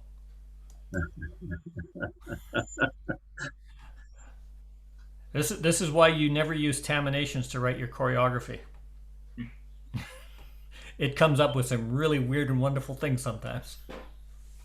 So ideally, to get a real feel for it, you've really got to dance it yourself in a square, haven't you? And then there's a lot of a dancer adjustment that makes things smooth, so you're not sure. Yeah. Yeah, well, I don't think that cross from a column will ever be smooth that way, unless you say those who can on the diagonal cross or something like that. It just, on that cross though, I see what you're saying, Mel, about the outside dancer being more natural for the flow. But surely with that outside dancer, he's got such a tight space to squeeze in because he's got to pass right shoulder. It's right. A real sharp turn in a real tight space.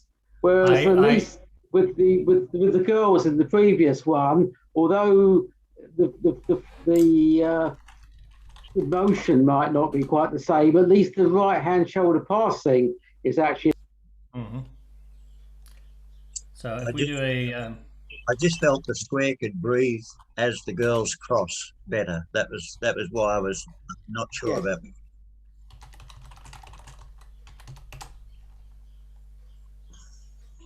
Okay, and this would be a boys.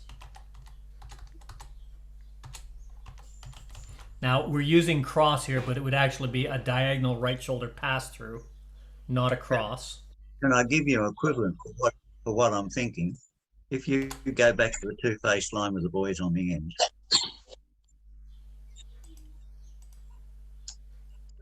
And you call a crossfire, or you call girls trade, boys crossfold, either way. Mm-hmm. And then extend. That's effectively the flow I'm thinking would happen if you called wheel and deal and the girls cross.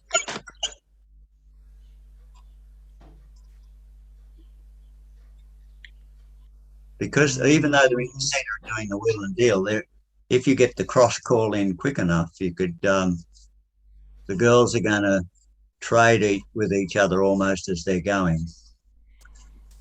Yeah, it's not quite the same flow though, because on the crossfire or the extend, it's a forward action instead of a diagonal action for the girls.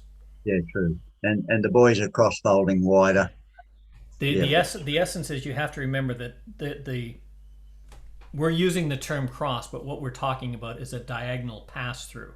Yeah, they've got a wheel and deal. Yeah, with the wheel and deal and a diagonal pass through for the outside dancer, not a problem because they're coming in and it's a short track. But if we see things like this, from this kind of situation, we see things like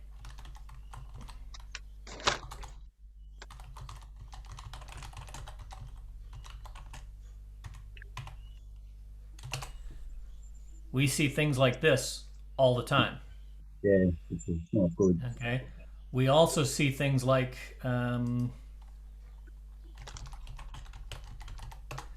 that all the time. Coming off a wheel and deal and reverse half sachet, or a right and left through and half sachet, where that becomes smooth is not in the choreography, it's in the delivery. Because you got the right and left through and a half sachet, that's going to start on beat 3 of a 6-beat movement. So you've got the half sachet, they're going to be moving into that and adjusting the space before that flow. And the same would apply with wheel and deal and girls diagonally pass through. You're going to go wheel and deal and girls diagonally pass through. That's your command line there with almost no break, because you're telling them where you want them, but you're also telling the boys to slide back a bit, give a little bit of room, and that adjustment for the girls to move comfortably through the center before they finish that wheel and deal. I came to the conclusion after playing with it for a while that the best choreography I could come up with was wheel and deal, boys walk, girls dodge. Was the best flow to still get me a column from that sort of situation. Yeah. And that more dependent on whether it's a sort of a left or right two-face line, because the actual flow is more complicated from one side compared with the other in terms of passing right shoulder. Yeah.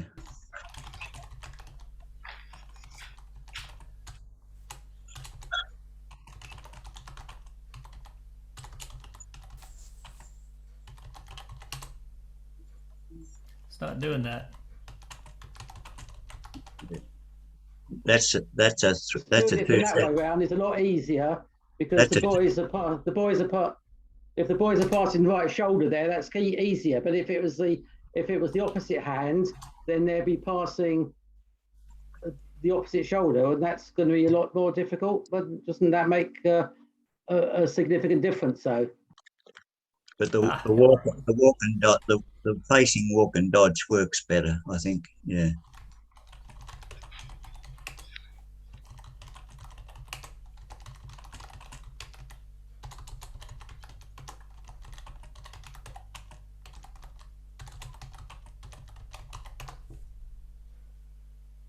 Yeah, a better flow. Yeah, I've seen and the girls or the boys roll twice. But that's a 270-degree rotation, and that's it is. It's terrible. That would only work again for the outside dancer, because you've got that large sweeping flow and then the 2 tight turns. But you'd have to have a definite forward action after that. For the dancer facing out, it's not so bad in the left-hand column, because their flow is forward and an opposite direction change. But into a right-hand column, terrible flow. The boys terrible overflow. The other way is the boys cross fold and the girls extend. For the boys is a good. Well, no, not even a crossfire. They don't have to do the trade in the middle. If you just call boys cross fold, girls extend from that 2-face line.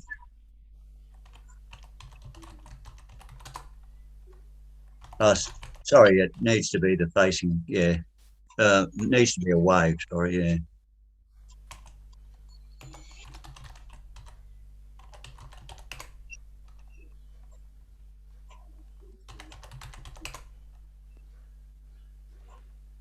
That's another thing that it doesn't do that. Taminations will do that, because it's trying to extrapolate the definition from a formation that's not familiar with. But what you'd want to do is that's even worse.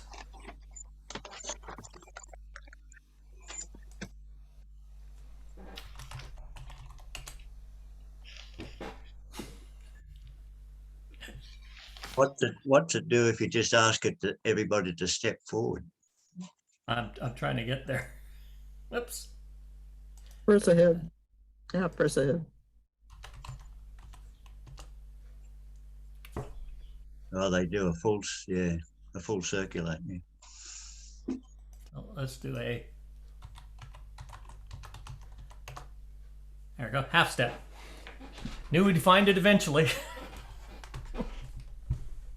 Yes, Dottie. From your two-face line, you could do couples hinge and half tag. Mm-hmm. Hmm.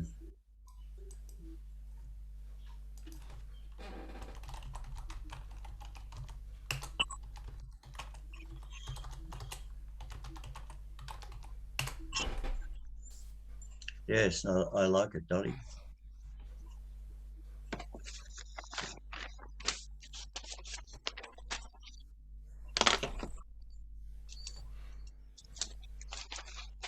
You run out of ink yet, Yolanda?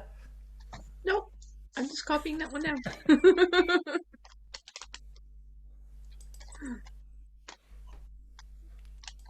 It's interesting how you set out to start writing something using one core, but you wind up creating choreography that uses another core that actually gives you a better body flow. Yeah, well, that's the secret to being a good caller.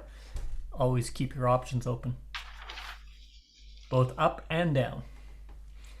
All right, ladies and gentlemen, well, it is around noon, and I hear my little dog has come scratching at the door a couple of times, and the wife has come down and closed the door a couple of times. So I think it's getting time to take the puppies out for a walk or do something. I thought you had ghosts there for a while because I could see the door opening and closing by itself. No. Thank you very much. And like I said, as always, if you have any suggestions or anything that you'd like to have a closer look at or any ideas for topics, just send me an email and we'll see if we can get the right person up for the presentation. Thank you, Mel. One suggestion Thanks, that's Mel. just come up was looking at gimmicks, so we might see about that. Fun with gimmicks. Take care, everybody. Okay. Bye Bye. now. Thank you very much, Mel and everybody. Bye. Bye. Bye. Bye, Mel. Thank you.